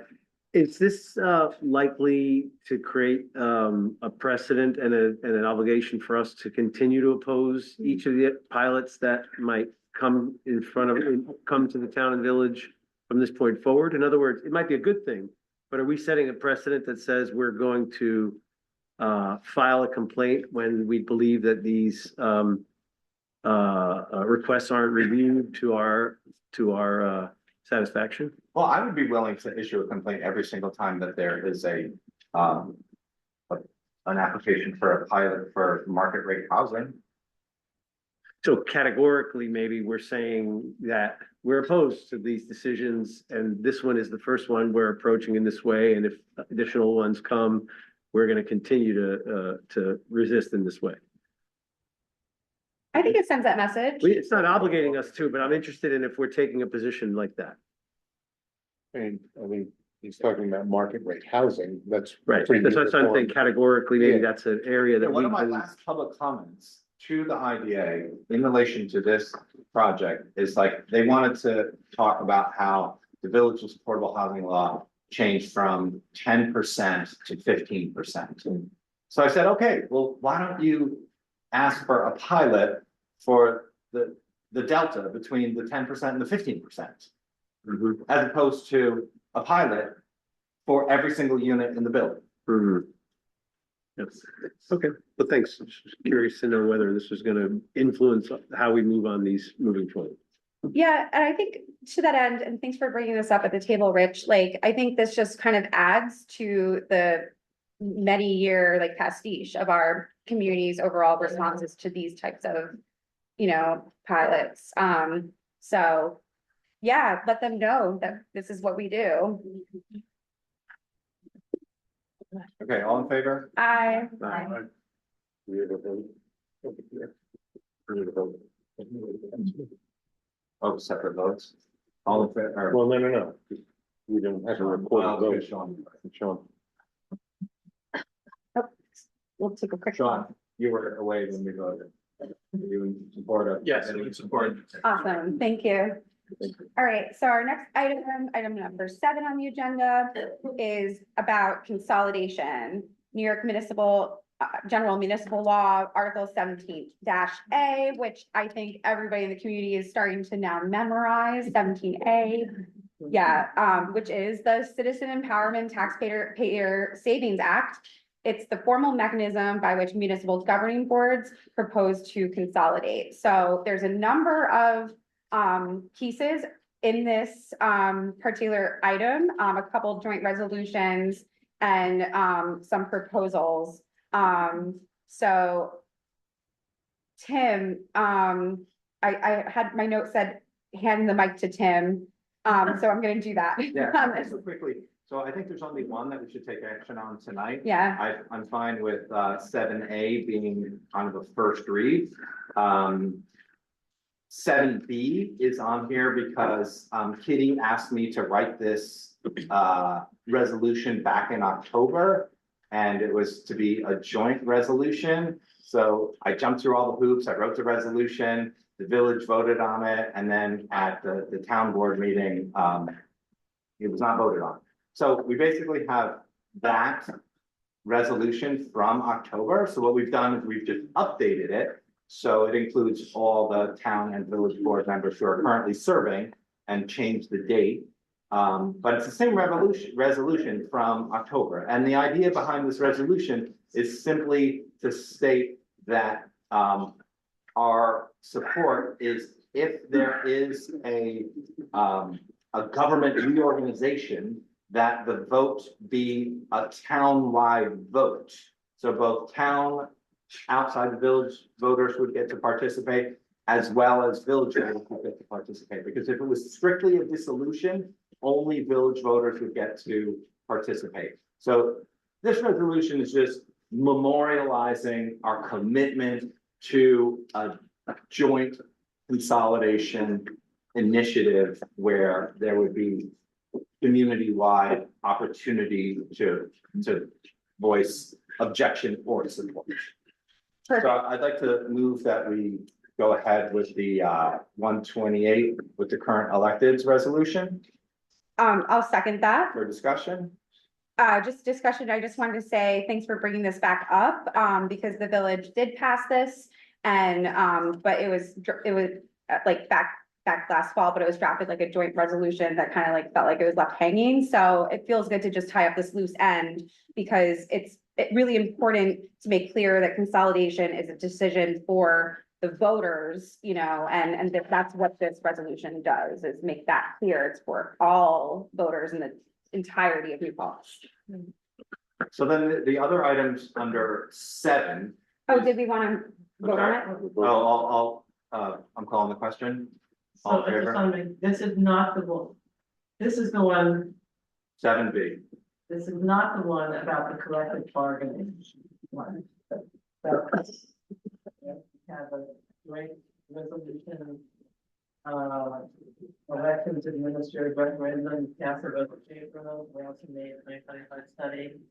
No, this is New Paltz Town Council and Village Board of Trustees joint resolution in support of protecting and providing all townwide residents with the opportunity to vote on the question. As well, but then I have another one that says New Paltz Village Board and Town Council. So. Yeah, that's when I said that this is a first read and then we're gonna bring it back. So. We're not, that's just to read over and for the public to read over too. I mean, if you want to vote on it tonight, I'm fine with that. I'm not ready. This is 7B. 7B2. B2. Alright.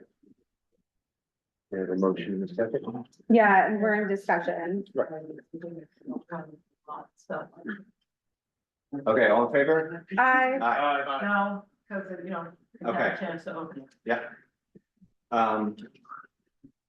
Okay, so part of 7 includes, so we have a proposal from the Benjamin Center. Scott is the director of the Benjamin Center. Do you want to come up and sit with us for a that's going on? So part of the consolidation effort, and we had a public comment earlier about how we would end up with community engagement. So the Benjamin Center has provided us with a proposal for pro bono community engagement and civic deliberation. So they would assist the town and village boards host events or host conversations so that the community could ask the questions, so we could end up with a robust process and educated voters before a referendum if it's on the ballot in November of 26. So thank you, Benjamin Center. Sure, if you have questions, I'm happy to answer. so, It's a research center at the college that was founded by Jerry Benjamin. No, which is the building. Well, it's my office, really. I have a question, please. Scott, how would you anticipate doing community outreach for these forums? It's been my experience that we have few but fervent people that are active in their consideration of these types of issues. And as a uncontested candidate, there was no one in my audience to hear me pitch. So I'm curious, how would you conduct community outreach so we'd have a meaningful participation in this dialogue? So I think we can look at it from 2 different angles. One is. Come here, please. yeah, if you don't mind coming closer, sorry. Closer to the mic, yeah. I think we look at it from 2 angles. One is community outreach in the sense of drawing in people for political participation, for comments, participation. we will do that. I'll talk about it in 1 second. But there's another angle, which is we just need to get information out to the community so that they have like clear 1 to 2 page max kind of things for them to sort of digest and think through. Not, 145 page reports. That's important. That stuff is essential for consolidation if it's to happen. But it's not the kind of thing that I think the community needs strictly. So, okay, so one is I think we just try to produce things and get them out. Don't assume that if people aren't coming to meetings, they're not necessarily caring about them or reading them or thinking about them. It is true that people don't love coming to public meetings. I do not anticipate that the New Paltz Village Town consolidation process will be a big change in that, right? But we still have to do those things, or New Paltz has to do those things both by law and by, just good governance, right? So we're gonna try to produce materials that we can get out to people. We're gonna hold events. We're gonna try our best to advertise them. I do think that we will need both the village and the town to really sort of amplify this stuff. And we need to meet people where they are. That means not just doing things in this room. That means going to a Le Pond. That means going to churches and synagogues. That means doing stuff on campus. I'll note, if you look in the proposal, the Benjamin Center will not take a position on consolidation. I have discussed this with administrators on campus as well. I see this as good neighbor. SUNY New Paltz is in the village, is in the town. And part of this whole thing, yes, well, it's complicated, right?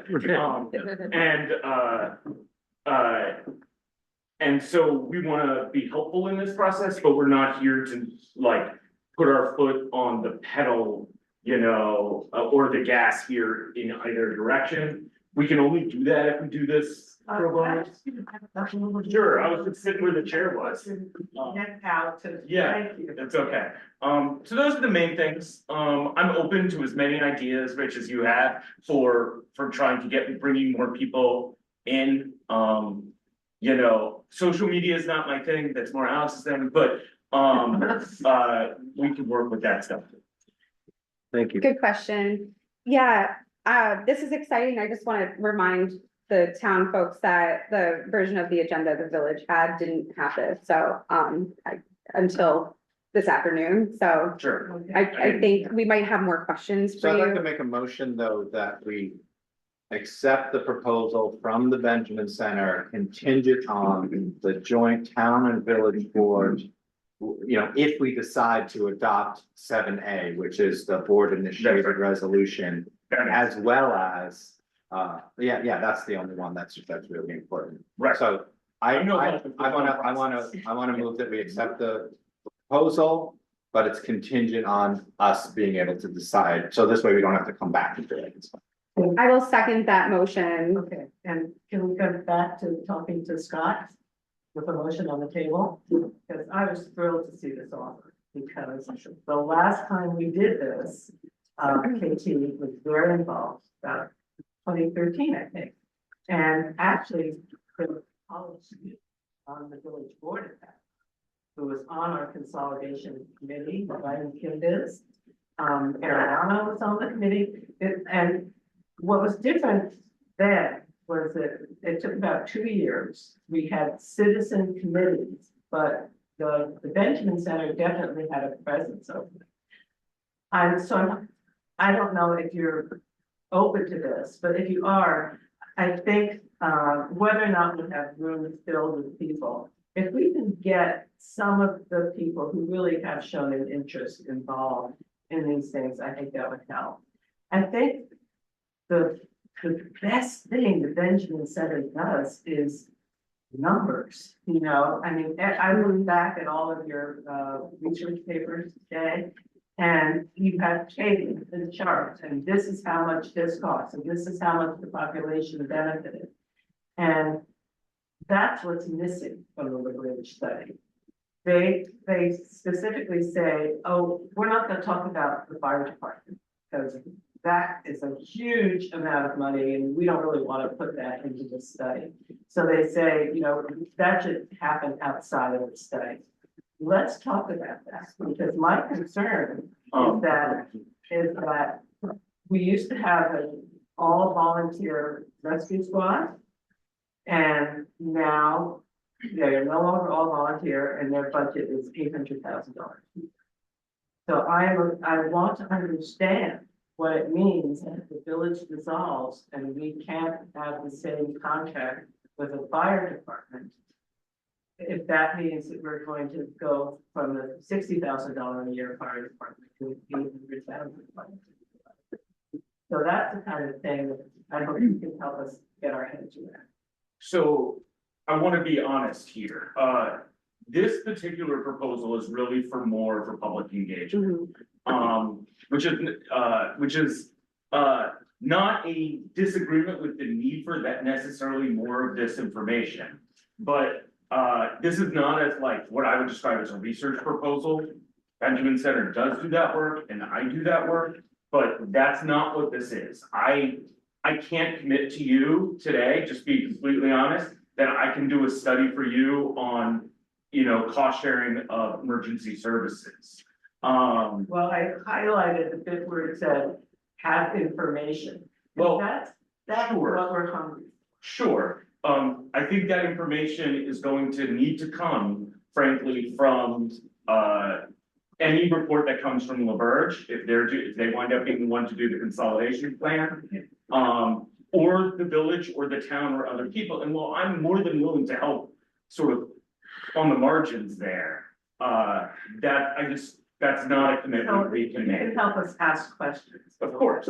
We are not Yeah. going to expect you to provide all. And I can, Kitty, I can give you the difference between a fire district and a fire protection district. I wrote a memo on it last Yeah, year. no, I've seen it, Okay, great. but I'm still not clear what that means if the village dissolves. So, I mean, there's a, Well, it's in the memo. and what does it say? That the proposal now is to move towards a fire protection district. And does that mean that we contract with a nonprofit fire company? So Well, can we're I getting just ask, so off the topic we here. have, Yeah, because we let's- have, yeah. we have a Yeah, we motion on can the be here, table. we'll be here for another 4 hours if we keep doing it. Okay. And we have two more agendas to get to. Okay, so the next item just on. Wait, this. should we, No, let me finish that. vote? Did we vote? No. No. Okay, go ahead. Call the question on accepting the proposal, the free proposal. Yes, Yeah, so I, All in favor? Aye. thank you. Anyone I opposed? theoretically look forward to working. and we theoretically and actually Right, and literally. in other- Yeah. Thank you.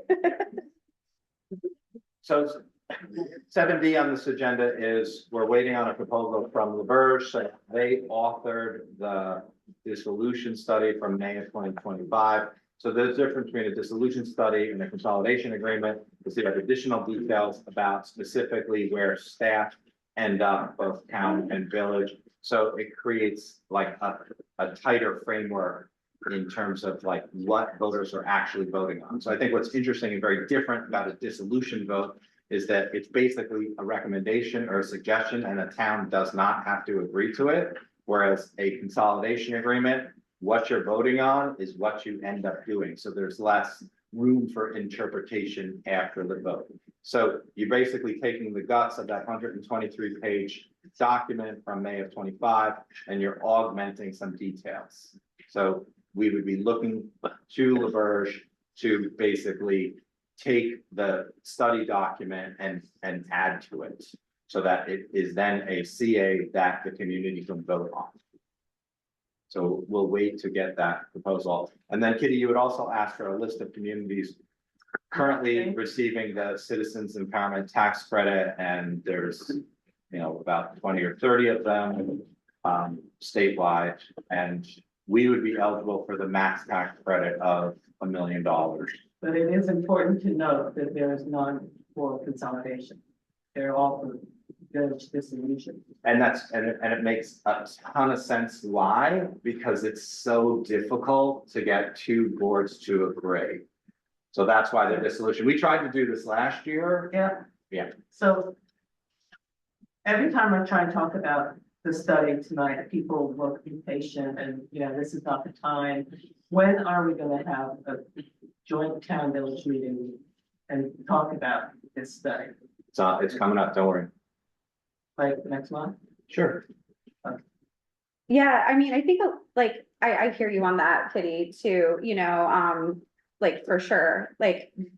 And just want to make clear, there's the plan that we don't have yet, and like, that's the thing that like, I for one, am looking forward to having and then being able to grapple with that, you know, really dig into that, so.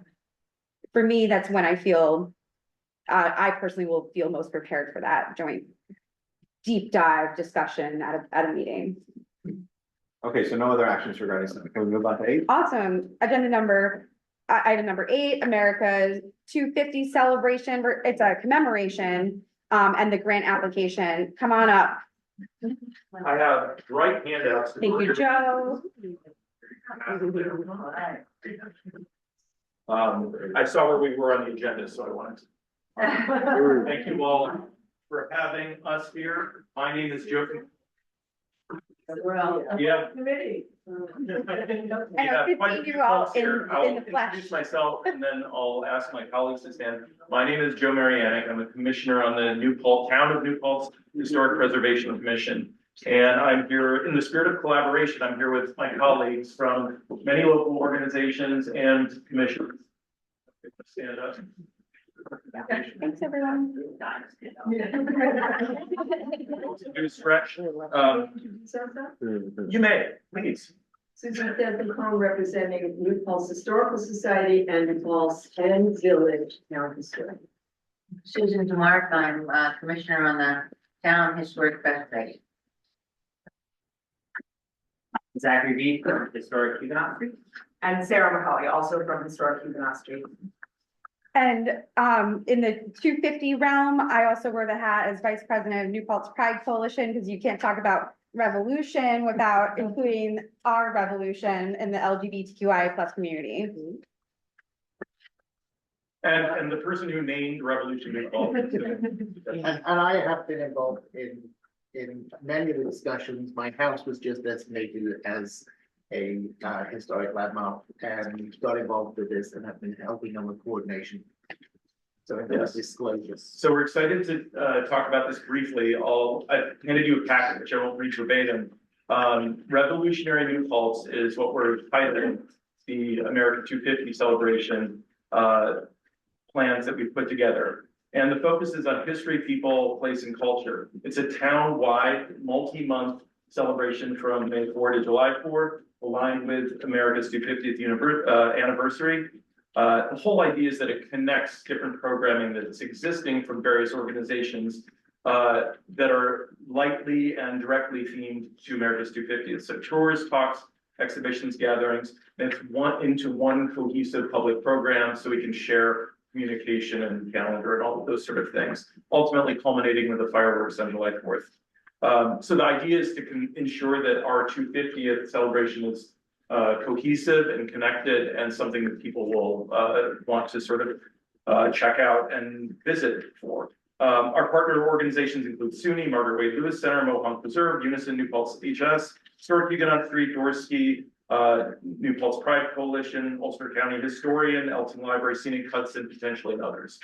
So it's, as you can tell from that list, it's a wide range of organizations, environmental to social justice and history. We aren't producing the HPC isn't actually producing any programming. We're working with those organizations to amplify it. So we're going to be doing the comms framework, the branding, the website, calendar, promotion, and all sorts of things like that.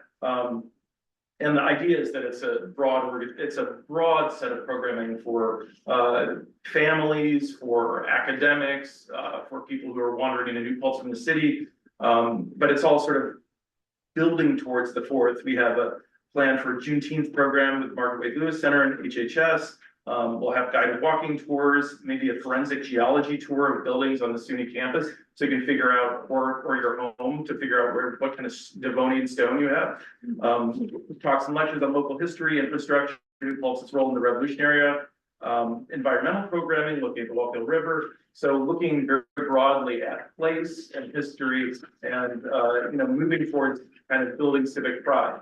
To be honest, our ultimate goal is designation. We want to, but before we get to designation, we also have to talk about history and sort of talk about what matters to us. So this is a platform for us to speak about history and place, and build civic pride ultimately. We, again, in the spirit of collaboration, we want to start to connect the programming of our groups so that we can coordinate and make, and, perhaps create a repeatable model for future programming. So what we have is a volunteer steering committee of about 20 folks. We have tentative participation from about a dozen organizations or 10 or so. And we have about $20,000 in donated professional services between branding, website, strategy, and communications. One of the biggest challenges of doing something like this, as you might imagine, is coordination. So what we are seeking to do is to find an event coordinator, a part-time event coordinator to help produce this. And it's a very, very much a part-time role, but a dedicated role that would bring together all of the organizations, manage the calendar, update the website, and help put out public communications. So it doesn't, again, this role is something that we've sort of discovered through the process since October when we've been meeting on this, that, no one has a sort of the bandwidth to sort of carry this. So in order to sort of fill that, we are applying to the Hudson River Valley Greenway Heritage Grant. That's a $7,500 grant that's paid through the town. And ideally, if we get this grant, it would cover the coordinator costs, also other printing budget and things like that. We think our application's a perfect fit, although we're biased. We have lots of letters of recommendations with fancy seals on them. And primarily that would be used to support the coordinator. Now, that grant is due in 2 days. We like to cut things close here in New Paltz. Yeah, that's how we roll. But it's not, we are seeking tonight your approval to move forward with that. So that's the first ask. I'd like to move that we Yeah. approve the town and village application. Great. All in favor? And once again, authorizing the appropriate officials to sign the application. With that amendment, yeah. So the second ask, To sign it, is that? I think it goes through the town. So it's a town, the town will be applying for that grant. right? correct. Yes. So authorizing the town supervisor to sign any and all documents necessary to apply for the grant. Our second ask is for a $5,000 advance from the town to support this part-time coordinator because we need to start working on this now. The grants will be announced on March 10th, which is a little late. Who knows when money will be released? We can't start paying a person in June for work they've done in February, March, April, May. So in order to have the execution capacity, we need to find somebody now. If the town is able to give us a $5,000 advance, it would only create a $3,000 exposure for the town if the monies don't go through, because we have $2,000 in cash dedicated from the HPCs between town and village. So And that's also budgeted, you have budgeted money from the town and village. That's what you're talking about? yes, we have, your 26 budgets? correct, Yes. yes. So we, putting that money together, we could cover $2,000 if there was if the grant didn't go through.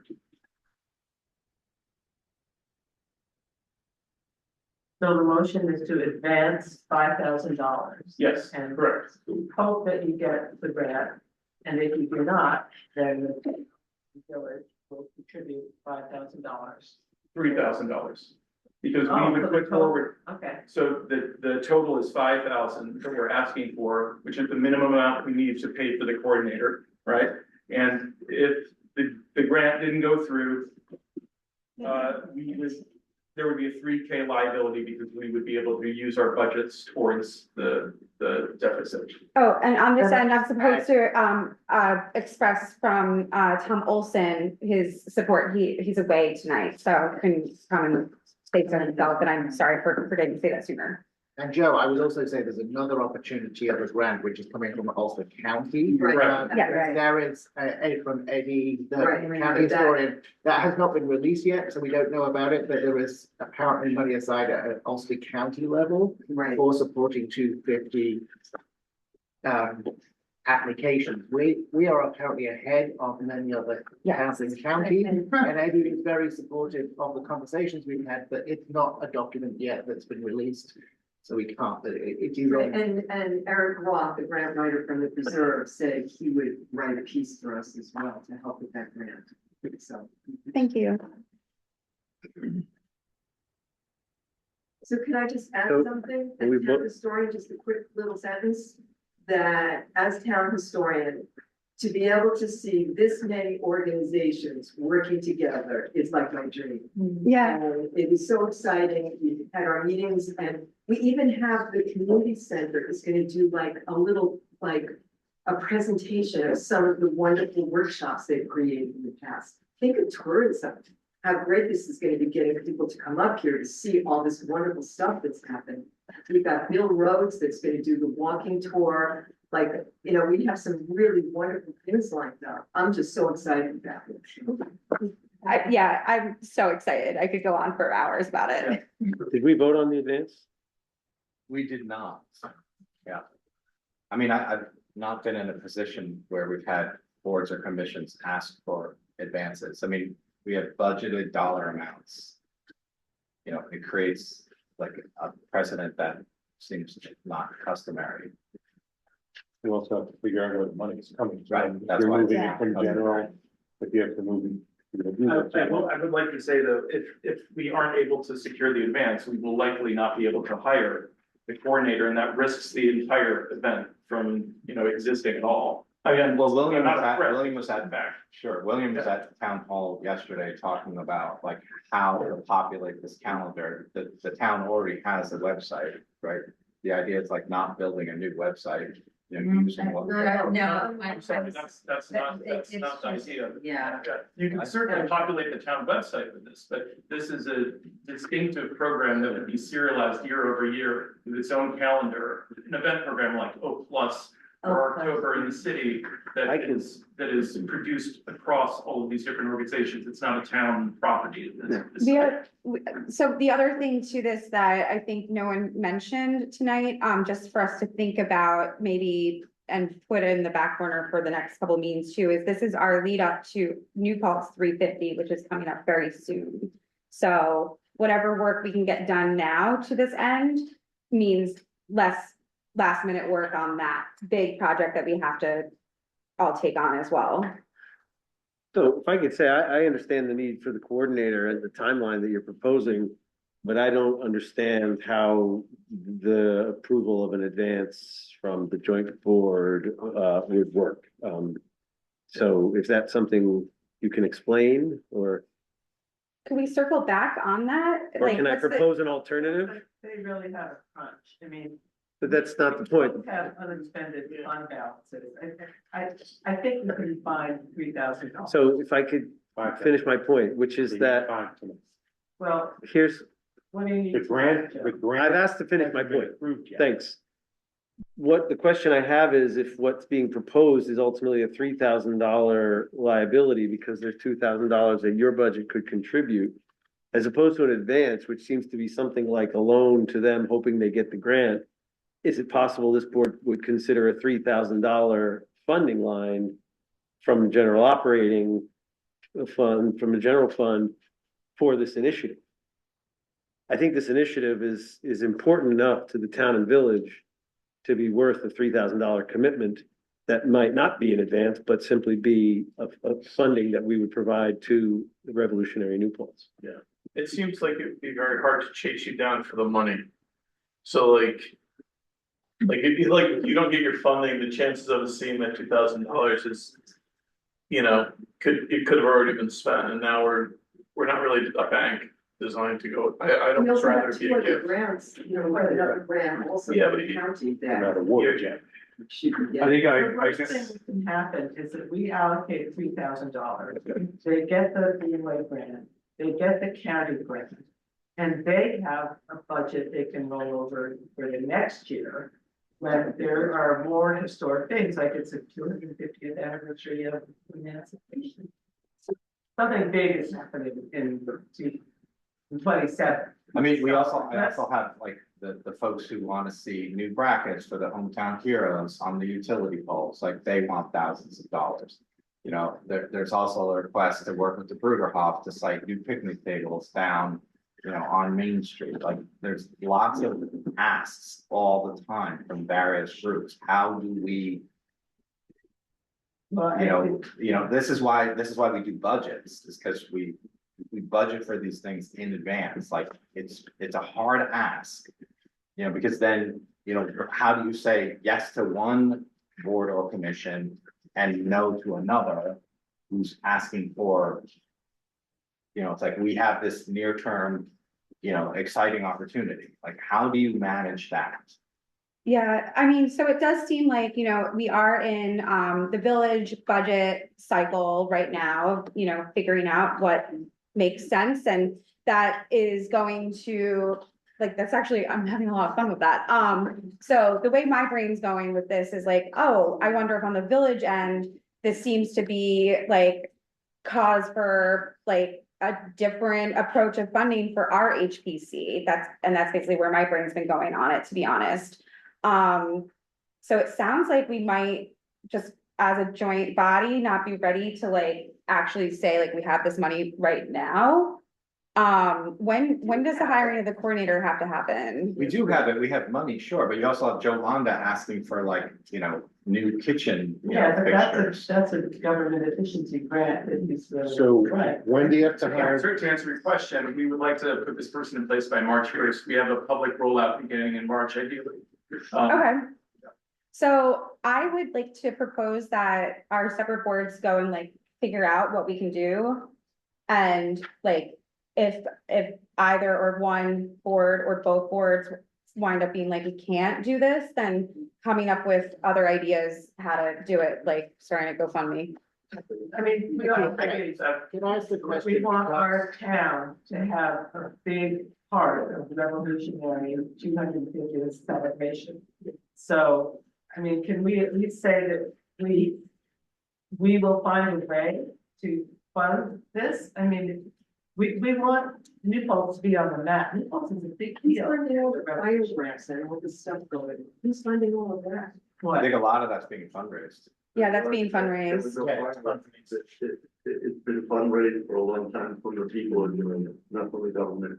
I just heard everything's big. You know, Lori's big, Lori's It's a giant fundraising effort. Yeah, worst case scenario, like there's community organizations that we can all partner with for a fundraising effort. It just isn't the ideal situation. So, but I'm hearing there's interest in prioritizing this, but not the idea of where it's coming from. But I just think that as a town with so much history, for us not to be willing to allocate funding for a project like this, is sad.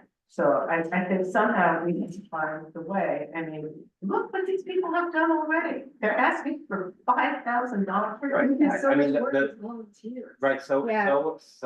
is the group that's organizing the Hometown Heroes, who keeps texting me, Well, I asking haven't for seen money, presentations and they've raised $5,000 of Okay. their own to contribute towards a $12,000 system of brackets for the utility poles. So I would like to put this as like agenda item number 1 for our next joint meeting, like coming up with our solution to this question in particular, because this is the only time we're going to have our 250th commemoration. I mean, just because I've been on the front line with these guys, and I just want to put a point out there. And just a question, is like, this needs to be done now, because if we leave it for another month, we're way behind the eight ball. If 5,000 for a coordinator is the total amount, how much a month is that? Can we at least commit to a month of that initial support while we do this work? Would be. Who, do you have an applicant in mind? Like, how do you select who you hire? We have, well, there's a job description that we put together, we haven't released it yet. And kind of speaking to William's comment, we don't want to be in a position where we're hiring somebody for a month, firing them and then not able to do the event. So I like that idea, but I think we want to be able to commit for the whole thing, right? But We yeah, need to we'll start now rather than a delay. Yeah. Because if I just don't know where, I would need to know exactly where the money would be coming from, and I need personally on the village end to work with our, amazing treasurer clerk, Nancy, like a little bit more on this question. And I'm sorry I didn't do more to that end in advance of this meeting. It has been probably one of the most intensely bonkers months of my entire life. But I can promise on the village end of things, I can be fully prepared with like plan A, plan B for the village end of things by our next joint meeting. Chris, you were gonna say something? Could you CIT funds? Village and town both have those, community improvement. Yeah, there's $1,000 budgeted in there, and You know what? again, like the bracket people keep asking me for money. I'm just giving you a fund. Yeah, no, I appreciate that. That's where my brain's going as well, Chris. So I just would want to say that one of the things here is that we're bringing together a lot of different entities, not just one thing. We're really bringing, For the preserve. we're just, so that's just one thing to consider, is what I'd like to say. Would it be possible to start hiring somebody with the discretionary funds that you have as part of the commissions? We could, I think the risk is that we hire them and then we can't No, I fully understand. take advantage of them, then the whole thing kind of crashes when we don't get the funds. But I'm if Alex, well, but if Alex is saying like, okay, we can commit to having this be agenda item number one. And if the boards are not able to move forward on this right now, could that, with that commitment that this will be at the top of the agenda, could that discretionary fund balance get the ball rolling? So the next I'm- meeting is February 18th though, and that would give 2 weeks, after that to be able to be like, yes, there's the money in the bank. we can proceed in good faith, but February 18th is our decision. Yes. I would like to pursue this if it's in conjunction with the brackets. Right? Like that. On the town end of things, okay. Town village, the polls are in the town and the village, Main Street polls. Okay, so yes, I will also on the village end of things, figure out how we can also make sure we honor our fallen heroes. I come from a military family myself, so yes, let's So the prioritize brackets that. are also used for holiday decorations. Cool. US flag decorations, welcome back to SUNY decorations. The idea is that they're kind of a vertical. Yes. One size fits all, better than the dowels and the plastic things that we've used. Like the idea is that it's a better investment than what we've historically invested in regarding those street decorations. Yes, you can buy banners No. to go. That's gonna be much first and third. So I do, I'm hearing you and, but the 2 items, yes, we can put them both on the, February 18th Just in terms joint of looking meeting. where we have. Where we find money and stuff, but I do think they will have to be 2 separate items because out of respect for, what this revolutionary New Paltz project is. Yeah, I'm just saying on the village end, I think we can come up with a plan A and a plan B by that meeting for both those things. Not saying it will be necessarily fully funding from us, but I will come up with a plan A and a plan B. And plan B will be launching a freaking GoFundMe to make this happen. How do we do programming that celebrates the hometown heroes in conjunction? Really roll it out there. We should really actually pull that into this whole project, is what I'm hearing too, yeah. And to that brackets end, I did start a spreadsheet of commemorative flags that have been requested over the years, for different months and stuff that people have wanted, so this all works. Yeah, the nice thing about the bracket is that you can buy different banners for a variety of things, and they'll just be presented in a neater, nicer, more durable way. Yeah, there's a wonderful group, Teresa and Christina working with Eve from the Pride Coalition that have been looking into different, all the different pride flags, because there's Cool. doesn't, so, I think this all works. Town, you're cool, February 18th, it's Ash Wednesday, but I'll be here, with bells on, and we'll make that item number 1. Is that okay, guys? Thank you so much. No, thank you. Thank you all for everything you do. Thank you so much. All right. So next up, we have, working on a joint town and village procurement policy. So, you know, at the village reorganization meeting, we did pass like, an amended version that includes, the bit about fossil fuels. And like, the idea is us starting to work towards like just one procurement policy that works for the village and the town. So it's not two totally different things. It started to get, William and I were working on trying to like combine them while everything was in the middle of, agenda flux. And I was like, this doesn't make any sense. We should actually just work on this. So I don't think there's like action on this item, but if there's any discussion that we should have preliminarily together on this item, that would be awesome. Anyone have anything that you had that you wanted to address? Did the town include the green like amendment in your procurement policy? Yeah, sure. Oh, Joe, did you So the town did not adopt the paragraph. The town approved the procurement policy and said, we will address this question of adding this paragraph at the joint meeting. A wordsmith. If you have any revisions, by all means. Yeah. So part of the process, I don't know if we want to go into this now, I'm looking. You want me to? Whatever. Sure. Yes. Part of the process of looking through this, rather than just putting in a paragraph, one of the challenges we have is so many paragraphs that we put in, we end up with lots of contradictory and not cohesive articulations. What I went back to, I looked at the village and the town in an attempt to look at how we align them. And I realized there were a number of places where the language needed to be tightened up. And we could, I have the details here and I'm happy to share that with anyone. And I put forward a recommendation for how both the village and the town places could accommodate that information. One of the challenges is that the side-by-side comparison that was asked for in that piece is not part of our process currently. So it's confusing as to how you implement that.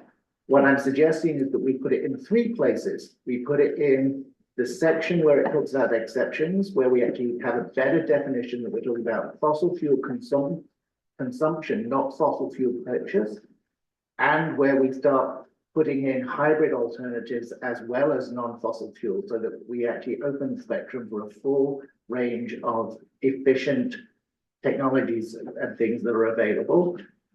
And we put into the best value equation a number of statements that say best value can accommodate a number of different environmental and carbon zero alternatives, because that needs to be in 2 places because they're 2 different sections of the procurement policy. One is when you don't have to, the time you don't have to go for the cheapest option, and I'm suggesting that we put, if it's fossil fuel, we put that language in there, but we also change the best value language so that it actually allows anyone who's looking at other things can accommodate them as part of their evaluation. And then there's another place where I would just remind people that that is the goal of our organization, is to look at the environmental impacts as a decision factor in all purchase decisions. So I want to put it in 3 places, and that's why I was suggesting it to the village, that it's more deeply integrated into our procurement policy rather than just a paragraph that is likely to confuse people. So that was the work I did. Okay, yeah, thank you for that summary. And like, again, like, sorry, it gets wacky when you're trying to just get things like passed as part of your annual reorg and all of that. And like with these kinds of things that we pass, like as governments, they become like these like crazy pastiches. And you're so right.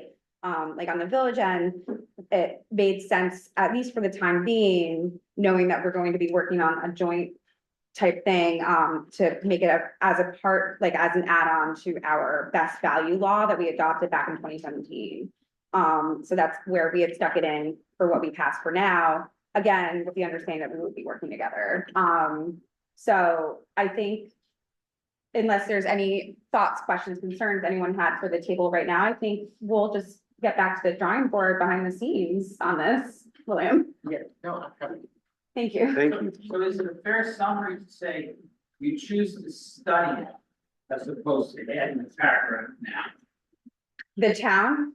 Clarify the language so that it's more actionable by people following the. You're independent bodies, right, town and village, so village could act. We already passed ours. But did you include the paragraph? Yes, we did. So the question. It's part of our annual reorg, it's So done. you're done. Yeah. So the town, the question is, do you choose to study this further? Or do you want to adopt this paragraph to be consistent with what the village is already? I think William explained that he thought it made sense to make sure that the language integrated. throughout the procurement policy integrates. Like in a So way you that's choose consistent. to study it further. It's a work in progress. That's study. It's a work in progress. Yeah. Have it ready. That's what I was gonna say, this sounds like a work in progress, can we just put a timeline on it? And make them say the same thing at that. Well, they're not gonna say the same thing because the village already adopted language that we would have started with. But the village is okay with revisiting, like, and passing an amended policy that after we've worked on this all together in light of the climate smart task force's awesome recommendations and whatnot. So while we have exactly what was submitted by the climate smart task force included in the village procurement policy that was passed and set for this year, 2026, we have the intention to work with the town towards adopting a new one that is more integrated, but that doesn't mean the town has that in theirs yet. So at some point in time, you want to make them say the same thing. Yeah. And include those points. So can we just put a timeline on it? Yeah, can we do it at the next joint meeting? Yeah, we will, and we already have, I think, made some good headway, and then I just was like, oh my God, I'm overwhelmed, just wanna get other work done, so we will get this ready in advance of next meeting. Yes. We were very aligned, Yeah, but just in a hurry. thank you, that's exactly it, aligned but in a hurry, feels like story of my life right now, okay, so where is the agenda? Oh, thank you. Oh, yes, so another climate smart, item, so, this is our ICLEI membership renewal. And so I guess I have a motion, does this, do we do it jointly? I haven't looked at our budget to see whether, where this money would come from. So I would like the opportunity to do that.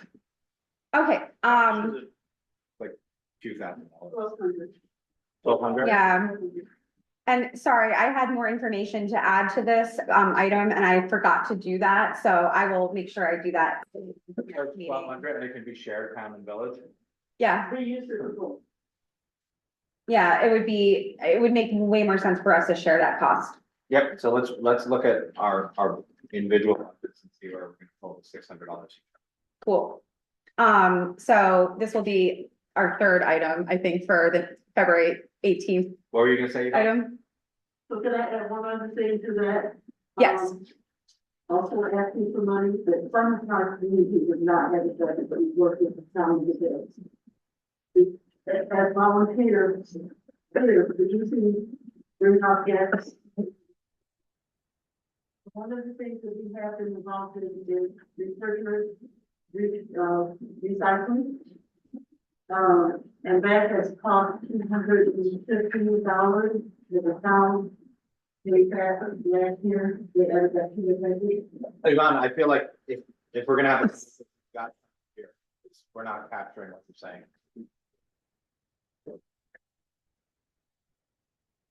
Yeah, our note taker is remote. Ariana. Okay, so we have a couple of projects asked for money for. One is the ICRI software, so that we need to bring out gas inventory for the town and the village. The other is for the refrigerator recycling. We hire someone to come and they give us a discounted price to recover the refrigerant from the refrigerator recycling. We do that once a year so people can bring their free appliances. Have you spoken with Mike York at the recycling center about this? Yeah, we work with him. Okay, because I was on a call with him this week and he's looking at it as like an actual revenue generator for the town to be involved in this. A revenue generator. Yeah. Well, because some of the materials can be sold like. Oh, okay, yeah, it could be. So it's a service and then, right, you can sell them now. So we do, I mean, the recycling center already takes the metal out of them after the refrigerant is removed, and they collect money from the metal. The refrigerant part of it, we hire someone to come and remove the refrigerant responsibly. We would like Mike, who has already volunteered to learn to remove the refrigerant himself, to get the training to do that, and I think that's free. Yeah, and the call that we have with NYSERDA is that there's like an effort to do like a community-wide thing where New Paltz would be providing that assistance to, those who want to get rid of, some of this material using our transfer station and our recycling center. Right. So we kind of been doing that anyway. Yeah. We've collected them all of Ulster County. I think we had 300 and something appliances one year and we only did 3 days last week, so we had like maybe 200. In addition to that, you allowed us to use the garage because we also did recycling from the college where we wanted to get rid of all their stuff at the end of the year. So we took that and put the air conditioning units that were still good and put that in that. Swap, yeah. So those are 2 projects that we've been participating in, I guess, for the last couple of years. And so the town would pay $250 to have someone come and remove the refrigerator. But we would also like to have Mike trained so that he can actually remove the refrigerator for us, and that'd be another savings. Okay. So this year, yeah, we might need the 250. Let's make sure we have this like from our next Climate Smart Task Force meeting and then have like a specific ask so that everybody can kind of like see what we're talking about. Because I think Kitty, myself and you all like are like, yeah, we know what we're talking about, but I'm realizing like a lot of our colleagues might be like, what are we dealing with here? If that makes sense. Well, I mean, just so anyway, it's called the coolest recycling event ever. Because it is the coolest. Coolest refrigerators and air conditioners. And instead of releasing all of that freon into the atmosphere, we are kind of a model community for capturing it. And then it goes to be safely stored and the clients are recycled and air conditioners. My question would be, where does this live on our agenda and what are we being asked to consider? That's what I'm saying is we didn't prepare like a memo with any sort of dollar asks for everybody for tonight on this end. I'm sorry. Yeah. So my ask. No need to apologize. I'm asking a genuine question. Yeah. Okay. And so I tagged on the refrigerant thing because I've been talking to Michael too this week. Okay. About our drive that's coming up in May. Okay. So I think for February 18th, we'll do just a bigger Climate Smart, like ask item for ICLEI where town and village will figure out exactly where the money would come from. So we can make that motion. And now tack on like these other upcoming Climate Smart related asks. Yeah. So Kitty, you and I, let's work on this with Yvonne. Okay. And prep everything that they would all need to know, and figure out where all the money would exactly be coming from, so we can make a nice clean motion at next joint meeting. Sound cool? Thank you. Okay, team.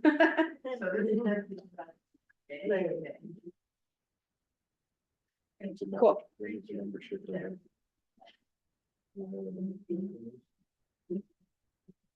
No, that's exactly what we need to figure out for next time, the ICLEI membership period and all of that too. So we will return with a better, agenda. So last item on our joint item is, I motion to approve the Paltz Productions grant and project management proposal. The term would actually be from January 1st, 2026 until December 31st, 2026. Do I have a second? Second for discussion. Okay. Questions, discussion? So Lauren and I were talking about this before the meeting. I think the idea is that this provides us with the option when we have like more complicated joint grants that probably take an extended amount of time to chase down reimbursements and grant administration. So it's not like that we're using this for every single grant because we have in-house staff for some, and this provides an option to formalize a relationship with a third-party consultant. Really good summary, yeah. All right, so call the vote, all in favor? Aye. Anyone opposed? All right, so I motion to adjourn the joint meeting. Okay, I'm gonna fly Second. the business agenda of the town board. We have a second, all in favor? Aye. Okay, so the first item on the, guys, no talking, please. Two more meetings. Well, we're gonna go quick. So the first item on this agenda is we have a note to the Paltz division. Do you want to approve the minutes from the town board meeting? Sure. I move the consent agenda. All in favor, someone want to second it? All in favor, aye. First item on the business agenda. So we have a note to the court regarding an annexation settlement. And we're basically saying we're working on annexation settlement. This is basically a public document, we're sharing it publicly. So this is basically a response to moving forward with an applicant's request to be annexed into the village. So that ordinarily requires the town board and the village board to be in agreement to annex a property into the village when it's currently outside of the village. So there's litigation.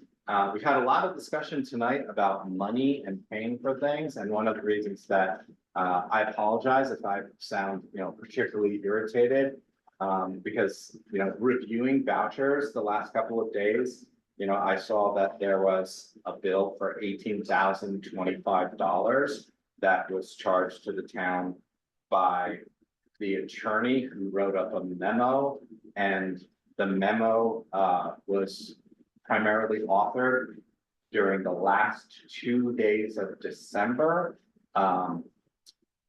There was a lame duck administration. They even described themselves as a lame duck administration, but then thought it was Is this an appropriate reasonable. discussion we should be? Oh, absolutely. Well, then I have a lot to respond to, because we're talking about attorneys and litigation.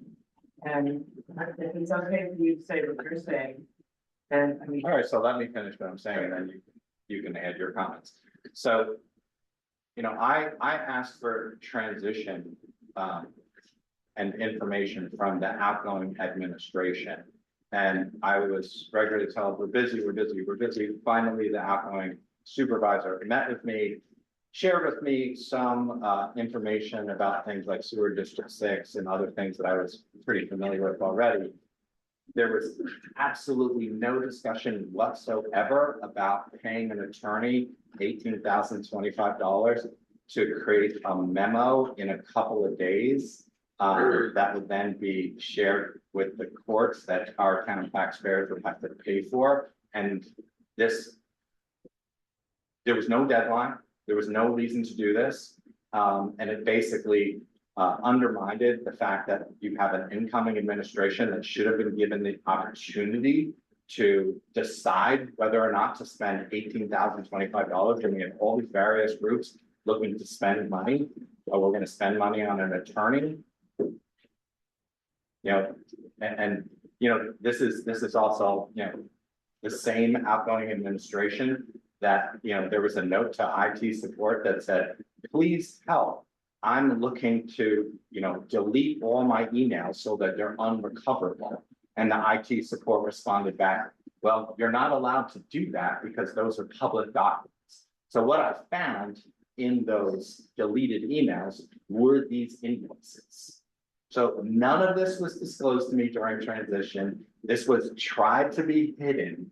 And I only found it when I was signing vouchers, what we talked about last time, and how important it is that we actually review vouchers. So the idea that the outgoing administration did not disclose this and did not give the incoming administration the opportunity to decide on whether or not to spend $18,025, I think is really disturbing and really irritating and really frustrating when we're tasked with trying to figure out how to fund a variety of projects that this community cares about. So I'll give you the floor. So. Without getting into the merits of the litigation. The only vouchers, because you have now said that town board members don't need to review vouchers, so I went through the warrant. And I tried to see how much Rodenhausen. I saw a voucher for $9,000, so I'm not sure. And there's a second one for 8,000 and change, so $18,025. There's only one in the warrant. There's two. I will look again. Are we paying Mr. Frank anything? For the litigation? Yeah, no, we're not, doesn't represent. No, I represent the village. Okay, are we paying you as a town attorney for any of the work between that? I didn't see your firm in any of the invoices. Because I started in January and I didn't bill January yet. I bill at the end of. Okay, so you started In February, you'll get my bill for January. Okay, which will start January 8th, right? If that's The what, date of my appointment. Right. Whenever the reorg was, my clock started running the night of the reorg. okay. So, the reason that we haven't spent that money is because you brought a lawsuit against the town and we had to defend it. And I will personally forward to all of the village and town board members the rationale for the town's response to your lawsuit.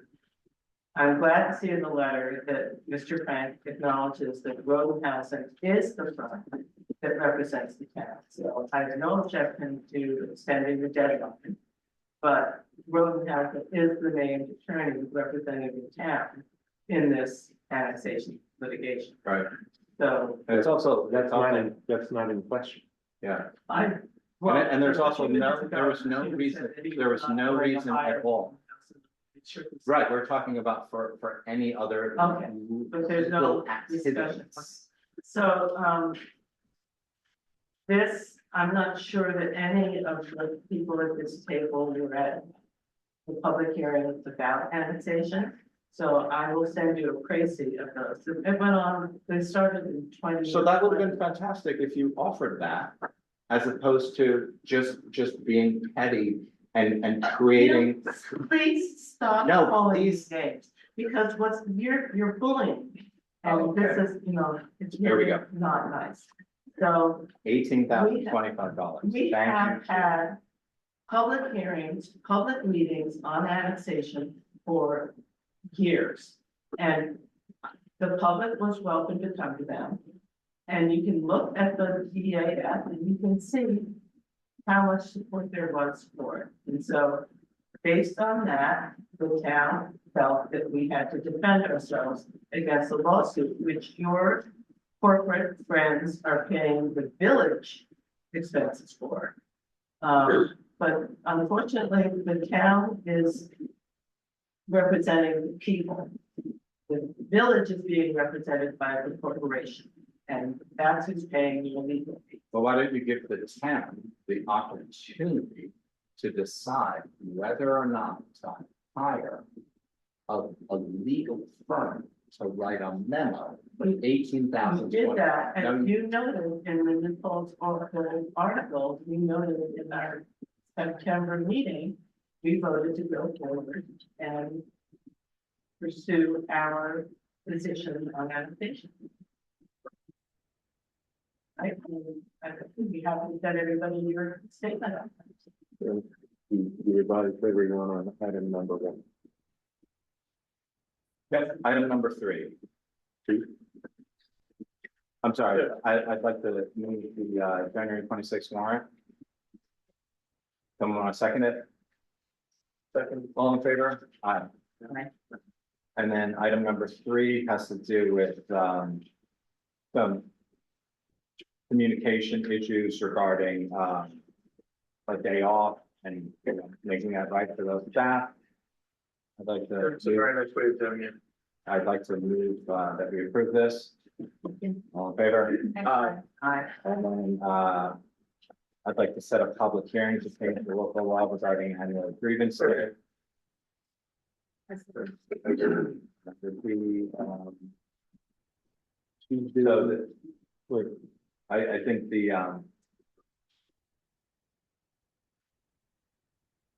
right, so the public hearing would be for March 5th, 2026 to update this law. Anyone want to second it? Second. All in favor? Aye. The next item is just an agreement we were working on to host some art events at the community center. We can share that agreement, but we have a solid draft. It's just not ready for this meeting. And then department heads, I'm just sharing out that we'll talk about that on the town board meeting on the 5th. Same thing with the liaison reports, but the reports are available by this link. I also wanted to share publicly that we intend to have an official advertisement to hire a court clerk. And then I also wanted to accept the bid. Wait, when do we get to see this monthly financial report?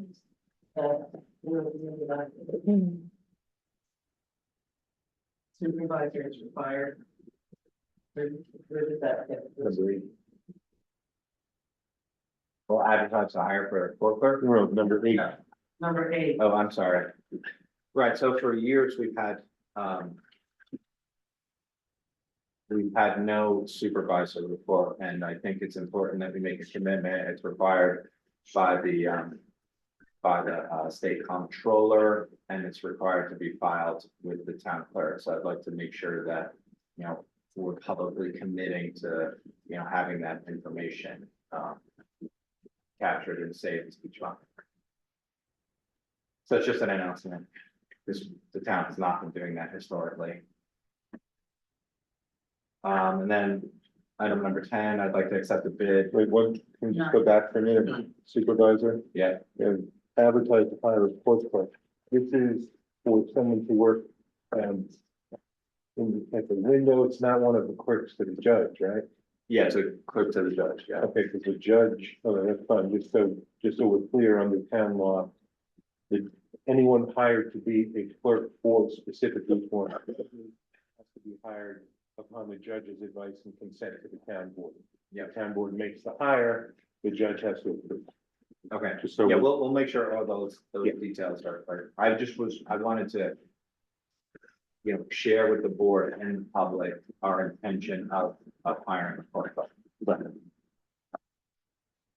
But okay, and then item number 10 is accept the bid for a 2025 Navistar dump truck with plow equipment, and then we've moved $350,500 from the highway fund balance to general repairs and equipment, and put out to auction a 2011 International plow truck for snow event.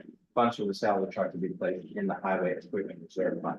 Someone want to second my motion?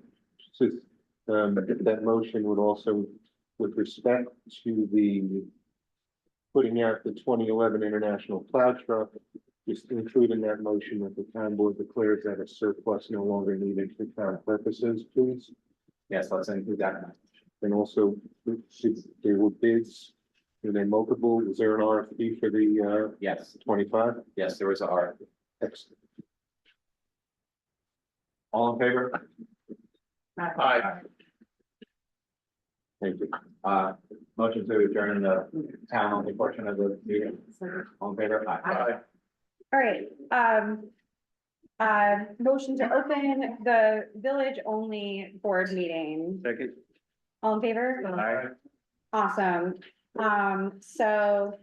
I motion to amend the village consent agenda, to include an item that I think we added after the deadline, which it relates to item 8, rescinding the, January 14th motion to appoint Ariana Bosco as deputy clerk. So, this is item 9, to add that we appoint Devin Pritchard as part-time deputy clerk. This is a title change at the rate of $26 per hour, as additional duties will be assigned effective January 29th, 2026.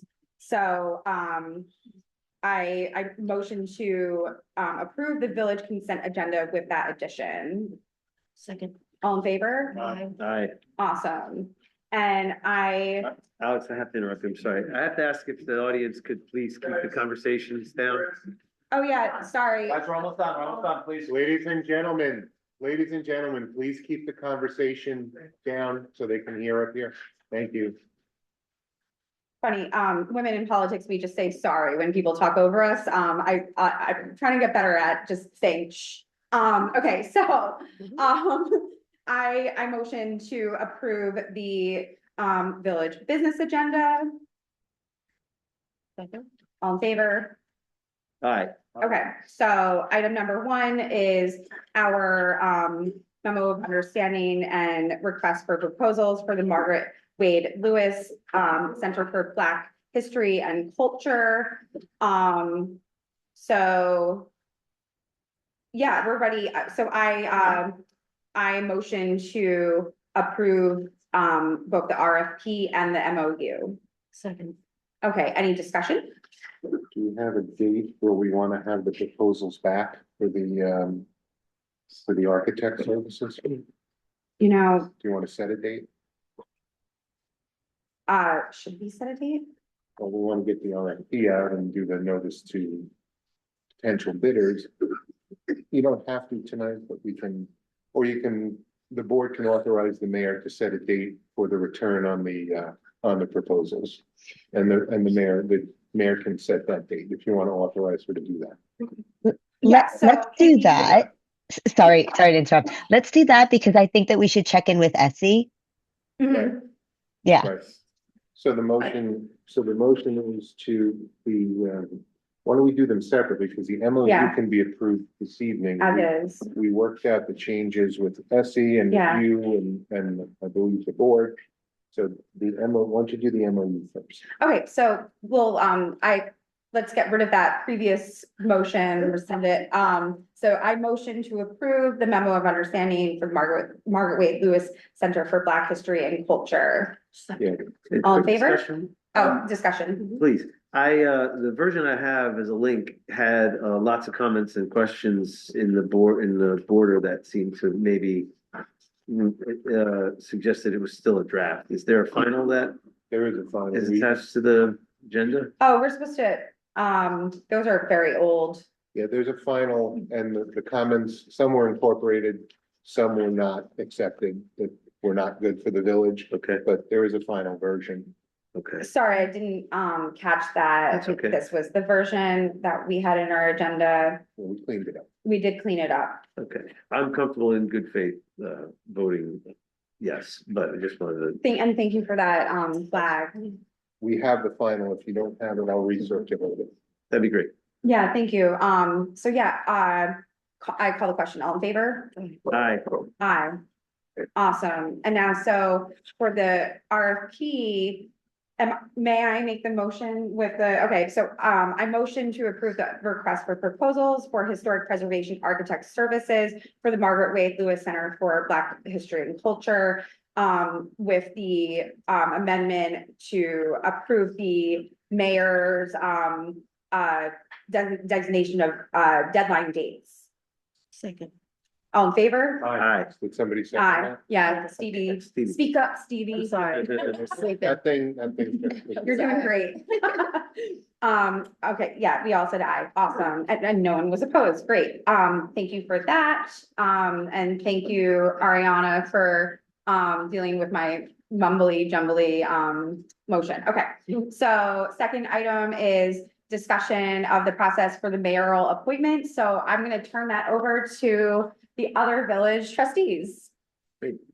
I do have something to say. I mean, we've heard public comments and the buzz around town, basically, and at the last meeting, we decided that we would do this at the table, openly and transparently, so not an executive session specifically.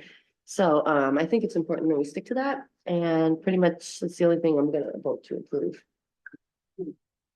Steve, can you clarify doing what at the table? Having the interviews open Oh, I see, during the meetings instead of an executive session. I see. Yeah. Yeah, I think that's a great question. Our attorney advised that we do the interviews in if I could just, I had the instinct in response to the community and also, just as a sense of what it would look like to have this be an open process to conduct the interviews in public. And, but it was advised that maybe that wasn't prudent. So I'm open to a discussion about how that goes. And maybe Will's rationale for why not to. And before anybody discusses anything, it's up to the board. Yeah. It's up to you three, not me. That's fine. It's up to you three how you want to conduct the process. The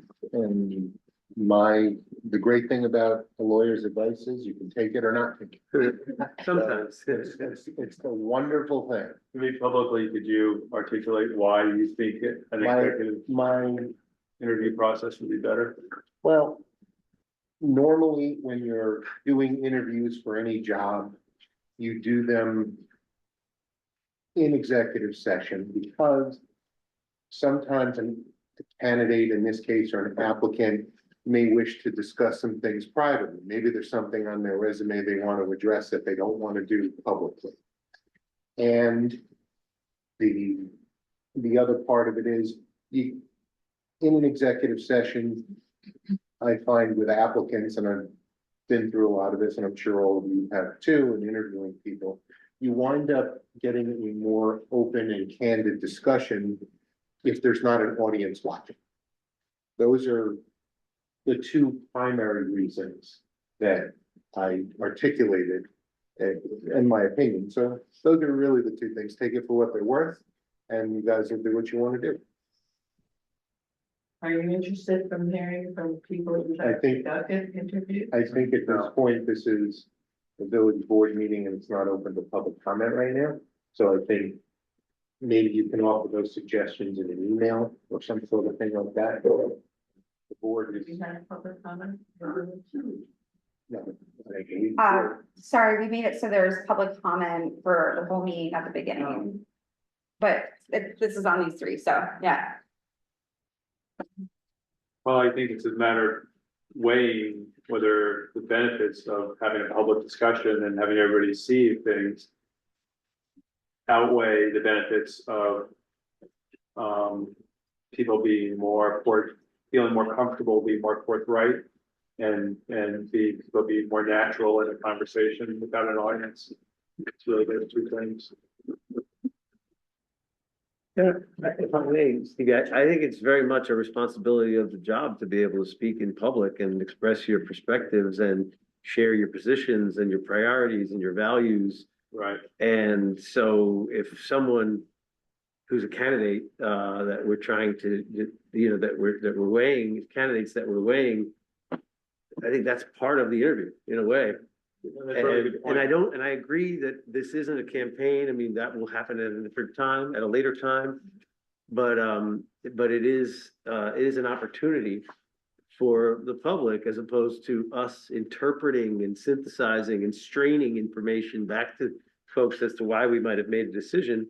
I think it's the opportunity for the public to hopefully understand why a decision was made about whichever appointment.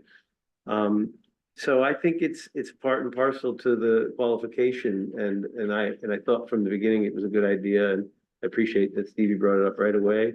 And so if you talk about that weighing, I weigh it as a more favorable way to approach it. I agree. I'm on board. Thank you. Well said. There you go. If I could just, we were asked and we agreed to create a process, and so thanks for the help of Ariana. We just made some makeshift notes into a process that was included and shared with the public. There's also a set of questions that were recommended that should be standard for the applicants. There's currently 2 applicants, but there's another couple days that someone could submit. And so just wanted to make sure that both my fellow trustees and the public were given the opportunity to submit additional questions that they might have thought were important. We are time constrained. Hopefully we're not gonna be an 11 o'clock meeting at this one. But within the time constraint, we think, a set of 8 or 10 questions would be a good format for the meeting, for the interview. And so wanted to just either do offline or in real time, any additional questions that we want to share that could make for a complete assessment. Sure. Okay. And then the timeline is in there. I think it's the best timeline we can do to make it both comprehensive and public. Yeah, I like the timeline. Yeah, thank you for your work on that. No problem. I thought it was. Yeah. Happy to do it. I went through it, and decided that we had any material changes. Great, well, so then the question is, do the 3 of us adopt that process with a vote, or is it just kind of a procedure? I think you can just proceed under that, as long as you're in it, you can proceed under that document, as you may want to amend it. Okay, great. And you can do it on the fly, you think of a question, obviously, you think of a question, follow-up question when you're doing the interviews, all of that. Yeah, but I also am encouraging us to be thoughtful about that, because that can also introduce bias and uniqueness in the interview and the exchange. So I think we kind of want to stick to the script in some ways. Kitty, I'm interested in your perspective. I'll look forward to an email from you about your advice on this.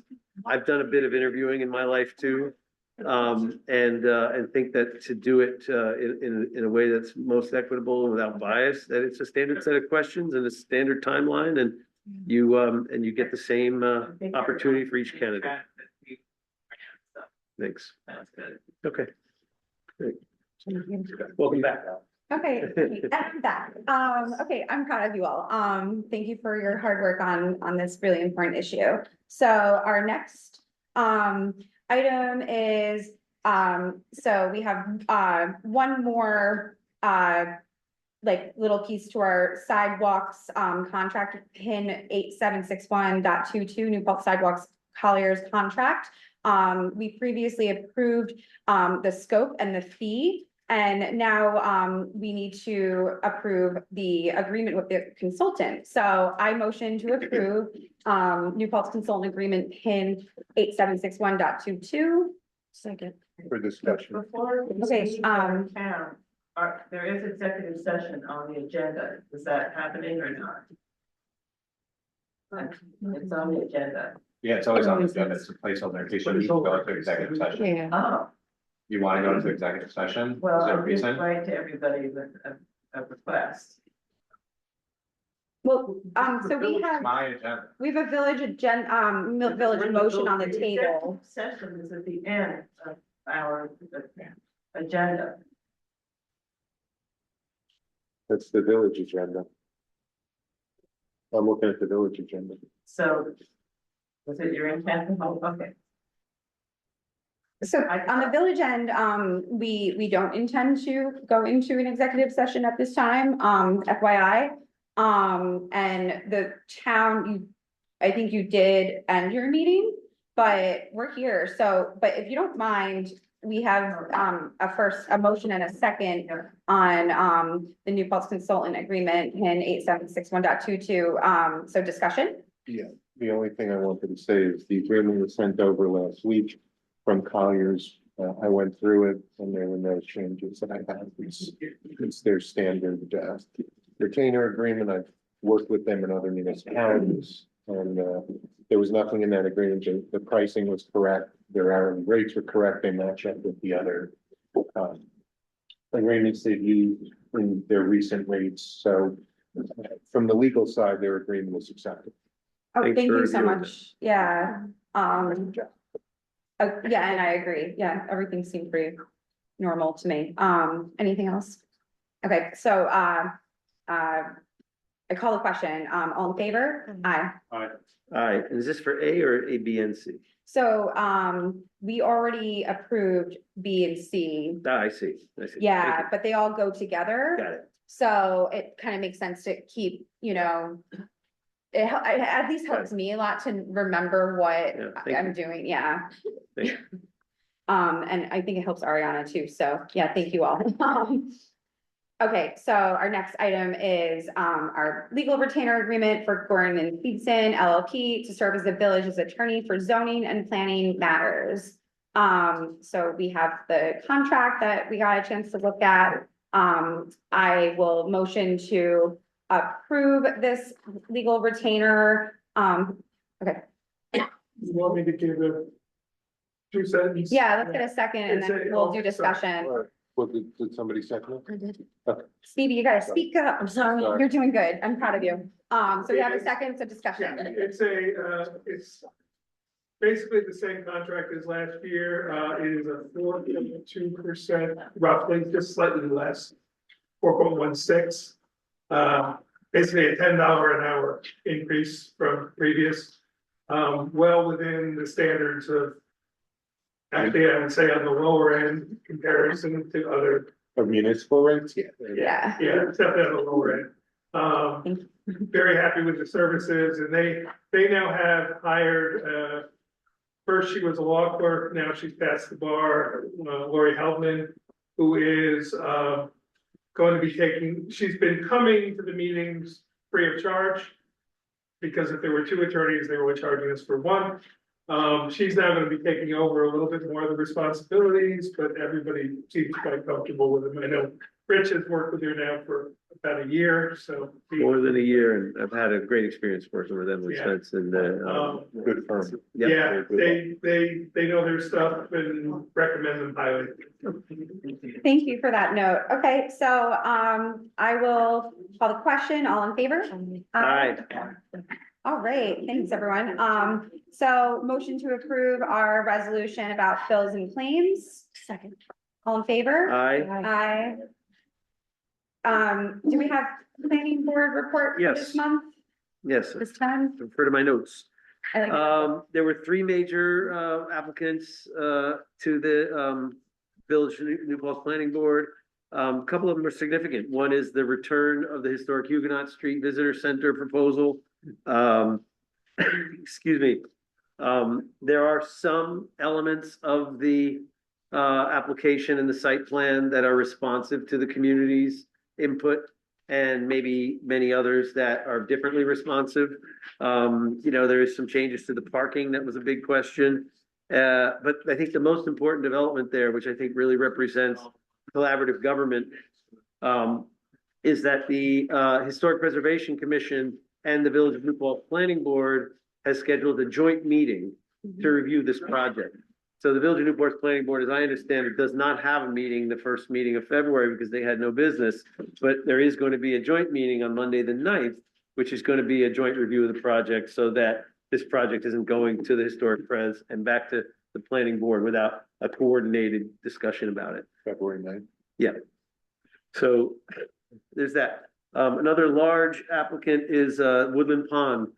Came with a proposal for 95, I believe, new residences, which is a significant expansion to the south.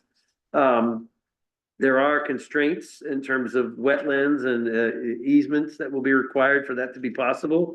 There's also the need for 5 height variances due to the idea that they are likely to set the parking under the residences. And that needs to go to the zoning board of appeals to consider those height variances. One thing I think is of note for this board, and I'd love to return to this conversation, is that those 95 units that are proposed from Woodland Pond are exempt from our affordable housing requirement because of either the nature of their senior housing or their nonprofit status. I'm not sure. But with what I would term as a crisis of senior affordable housing in our community, that they are building 95 units without any obligation to see to it that those are accessible to local community members, especially local community members with less means, I think is something that we should consider as a village board. Thank you for So it's a that. little off the record, but I mean, it's a little off topic, but it's on the record. Yeah, let's make sure we circle back on that one with our affordable housing board and then, so our housing smart task force is the the landlord tenant relations council and affordable housing board as needed, so that's to be continued. Great, and I think as a start, Will, if you could help make sure that we understand what that exemption is and what Yeah. law that they are able to, use to exclude that responsibility. Putting a check mark, so it's on my to-do list, That's- yeah. No problem with that, but it's not off topic because if indeed they're not subject to the affordable housing requirements, the village board can certainly take a position with the planning board. Right. Advising the planning board or requesting that the planning board perhaps think of other methods, concessions that can come from Woodland that might make up for that in terms of some other benefit to the village. Yeah. So that's something certainly within the board's rights to do. In my time serving on the planning board, I've had a number of proposals from Woodland Pond be reviewed and, there are quite a few amenities that are still under construction for the facility. There's been other expansions. And, they're generally made available only to the residents. And so I think that this very large expansion is an opportunity for us to engage and consider where the seniors in our community that aren't privileged enough to be able to reside there might benefit from some of the facilities and or that this expansion might require some affordable units. That's the kind of thing I'm talking about that Mhm. this board could support Yeah. in conjunction with their application. Great. That's what I'm saying. Especially with Harmony Hall having about 2,000 seniors on the wait list right now, my mom being one of them. Yeah. Well, aren't they going for a plan? That's possible. They've indicated that they have not. So this feels like the lack of affordable housing might be inconsistent with going to a pilot and public benefit. Yeah, although we've seen all the other buildings with affordable housing and they're also going to pilot too. So that's that. And then the last one is the proposal for, I forget the address on Main Street, but it was the old cupcake place. The old Jack in the Box, maybe it was. Was the boutique hotel proposal. And they've had a year of approval of their application, which they then came back for a year extension on that approved application and have now come back for another year extension on that application. And it seems as though it's being recommended, or maybe was approved, that it be. Extended until June 1st. It was approved to be a 5 or 6 month extension. That building is uninhabited.